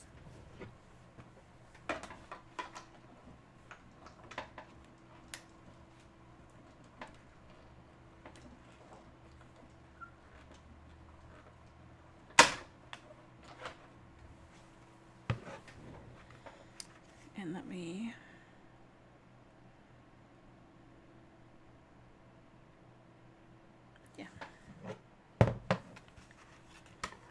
so let me show you what we have. Flip it here, we'll do it this way. So it cuts and embosses. I know it's blurry, but you can see the embossing there. Cuts and embosses at the same time.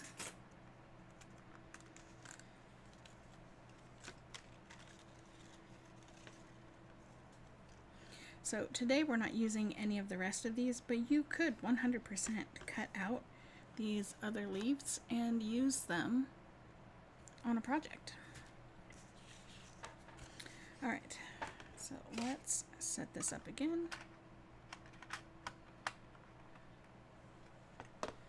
Now this piece is not big enough to do everything, right? So the stem itself, not all that important, right? They're going to be kind of hidden anyway, so not a big deal. So you can either cut off one of the maple leaves, or you can cut off one of the long leaves. I mean, technically you could do both, but you don't need to.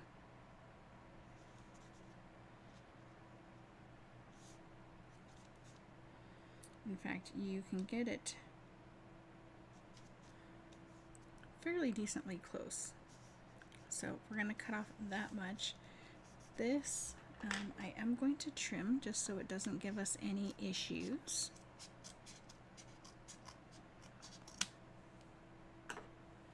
Right, because it's right there at that fold. Right, I want to make sure we're good here and here and here.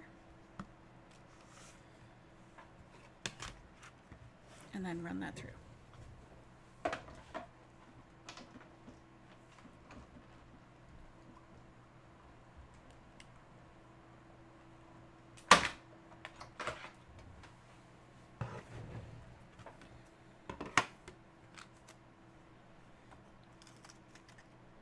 Okay, and this is what you end up with. So we only cut off a little tiny bit of this leaf, which is totally fine.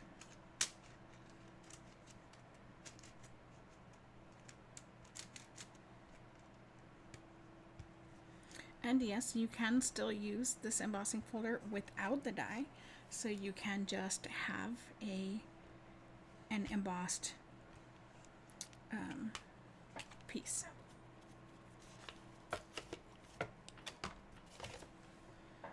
All right, next we need to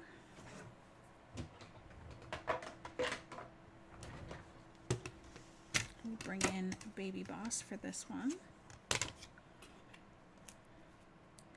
We need one of these and one of these.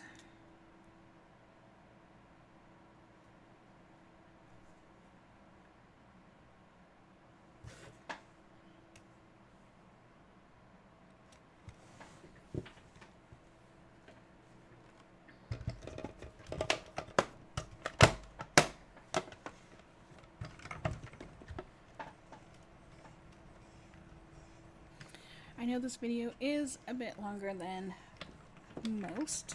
I do apologize for that.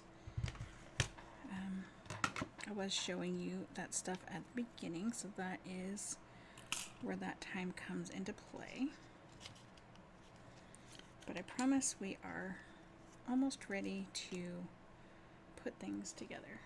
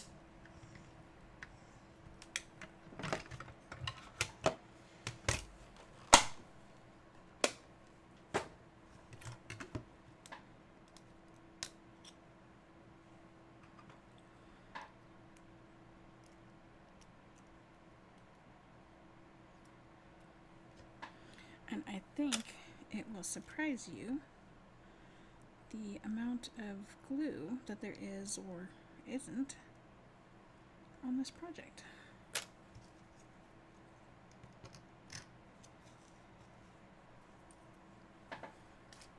Okay.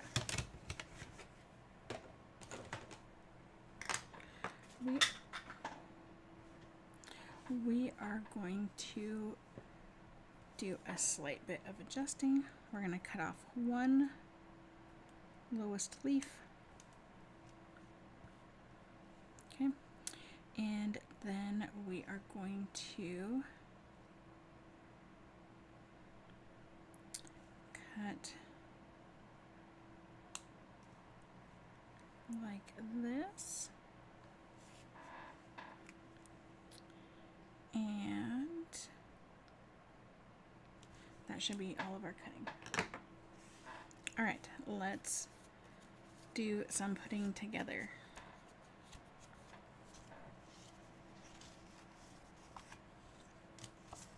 All right, let's do our envelope first.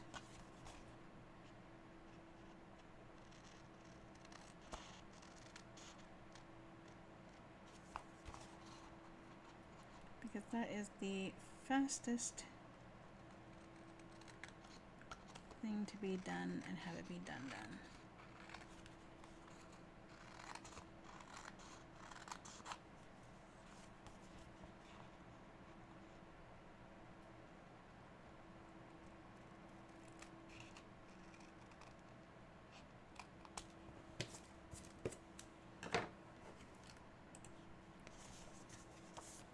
All right, envelope done.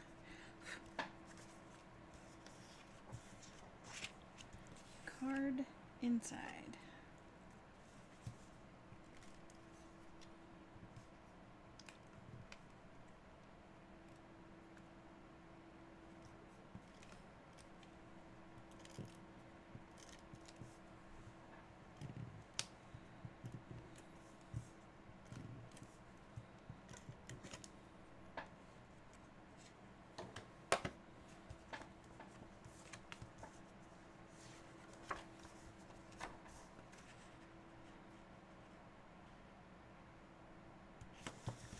All right, voila, inside done.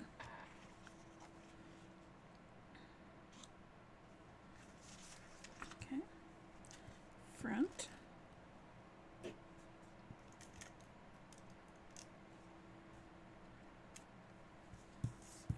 Sometimes this glue does like to stick to the top of the dispenser.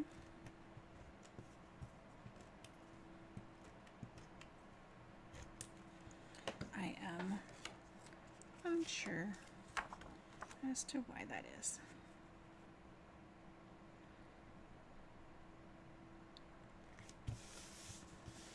Okay, lined up. Next up, our gray wood piece.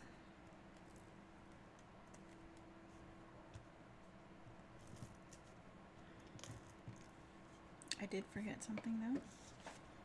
We want to take our scissors or our bone folder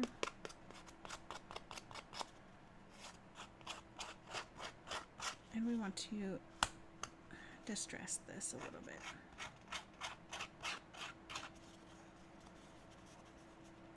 And I know you're thinking the rest of this is not distressed. And it's not, but it is kind of shabby looking. And even with the embossing folder on here, it was too neat compared to the rest of it. So we're just doing the two long edges. And then we are going to center-ish this. It does not have to be perfect. You do want it, you know, kind of close, but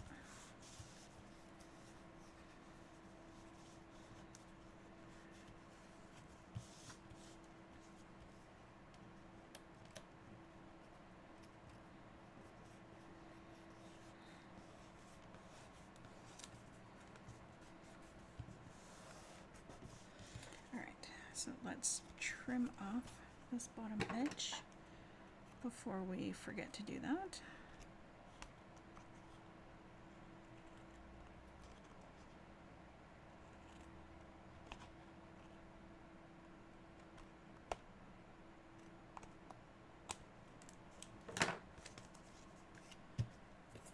Okay.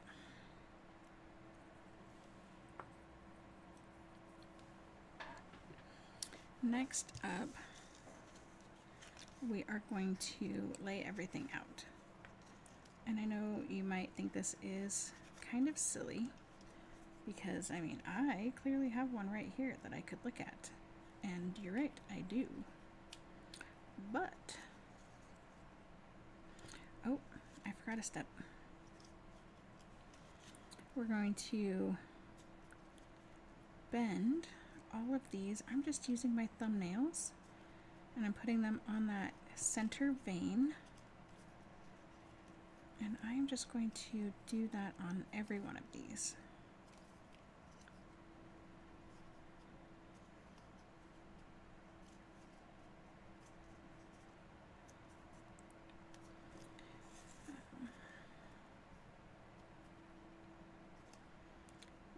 Doing this just gives the whole thing just so much more texture.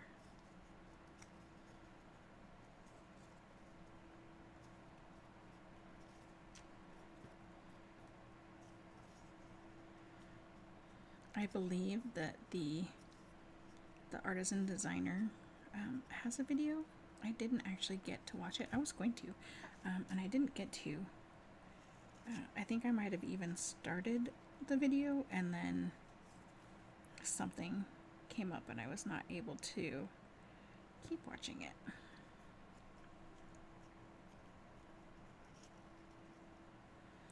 So we're just going to kind of lay these out so we can see. So you can see I'm covering up that cut off leaf over here.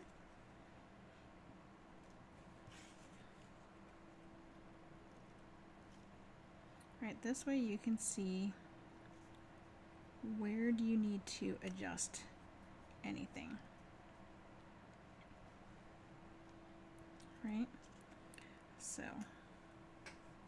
I know that we want 2 dimensionals on either end of that greeting. Okay. I know that we want a dimensional on this leaf right here, and also this leaf right here. And yes, I am touching my project just to make sure.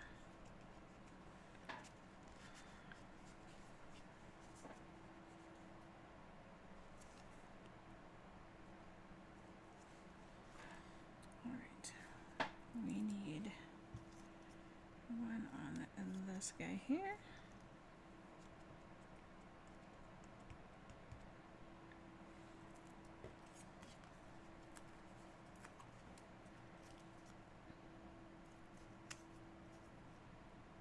And 2 on there.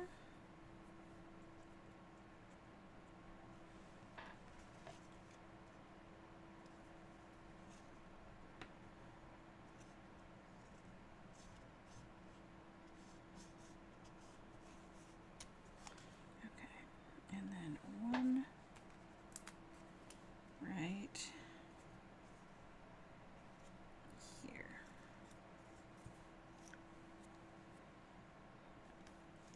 Okay, so we are going to put these leaves down. So this one, we're touching here and we're touching here. That's it. That's the only glue we are putting on here. And yes, we are going back to our liquid glue.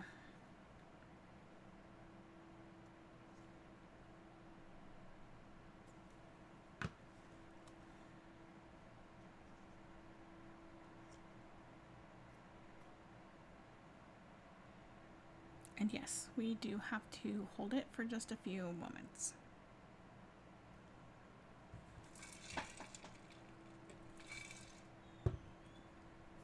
Okay. Take off our backings. And attach this down. We are not adding any other glue on this piece. Just those 2 spots. Okay. And this one, also just that one glue dot. So I do want to kind of cover up this where this stem end is.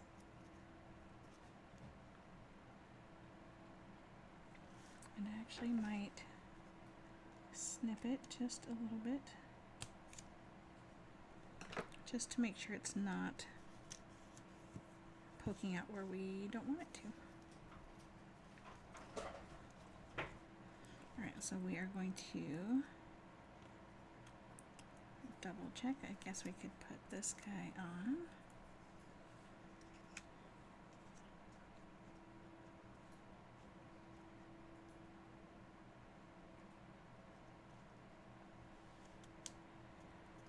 Alright.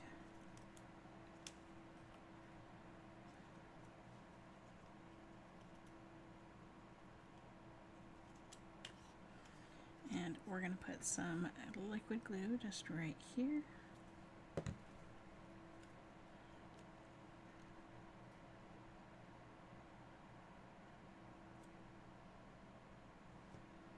And again, holding that for a few seconds. Take off these backers. And lay this down again, so we're covering up that cut off leaf.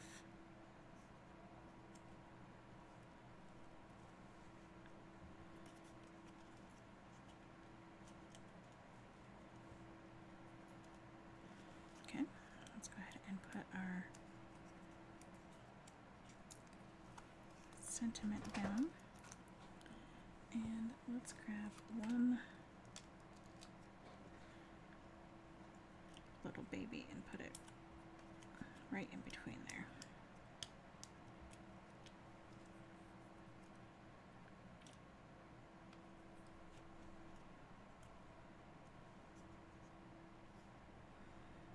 Try to center that.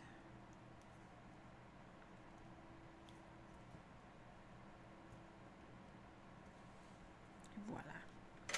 Okay, now to add in our pops of color, and then we're done. So we have this one that we're going to kind of pop in here. Right, so we're just going to add 2 dots of glue on the 2 bigger leaves, and then just tuck that right in there. And I do want one of those leaves underneath the mossy meadow and one on top, and then this one just kind of falls into the shadow of the early espresso.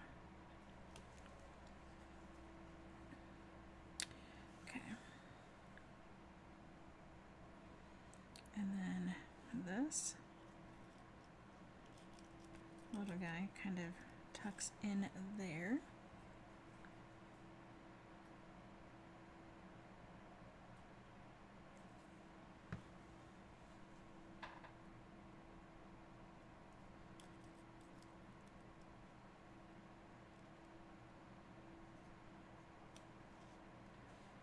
Perfect.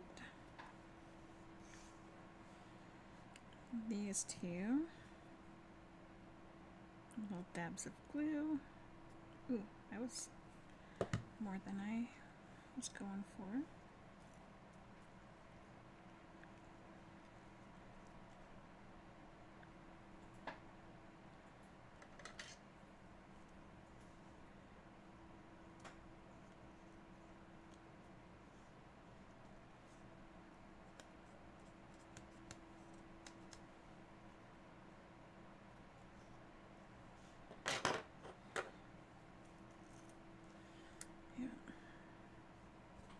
Let's actually add that to the stem. A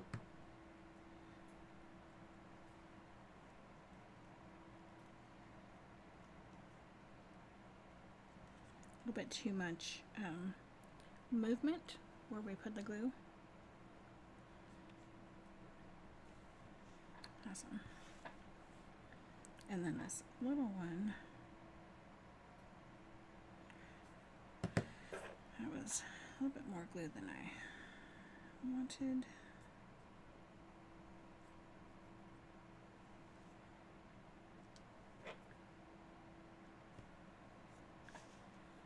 We're going to tuck this little guy in here, but it's going to be under everything else, so it fully sits in the shadows of everything else.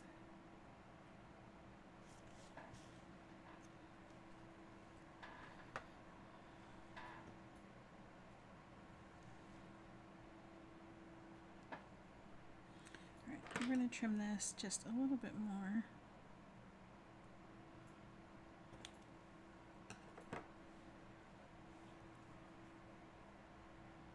Put some glue on that stem.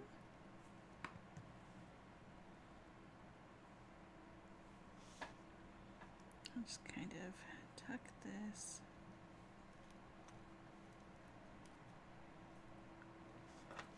underneath.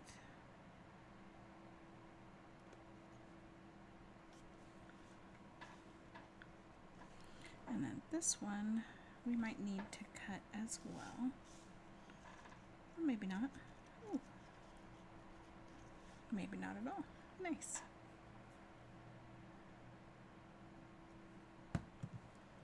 Again, just on that stem underneath there.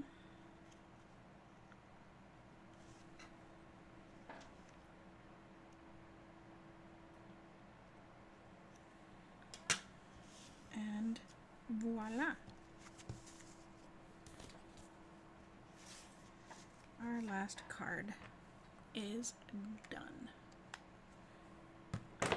What do you think? I am loving this card. And you know what? If you used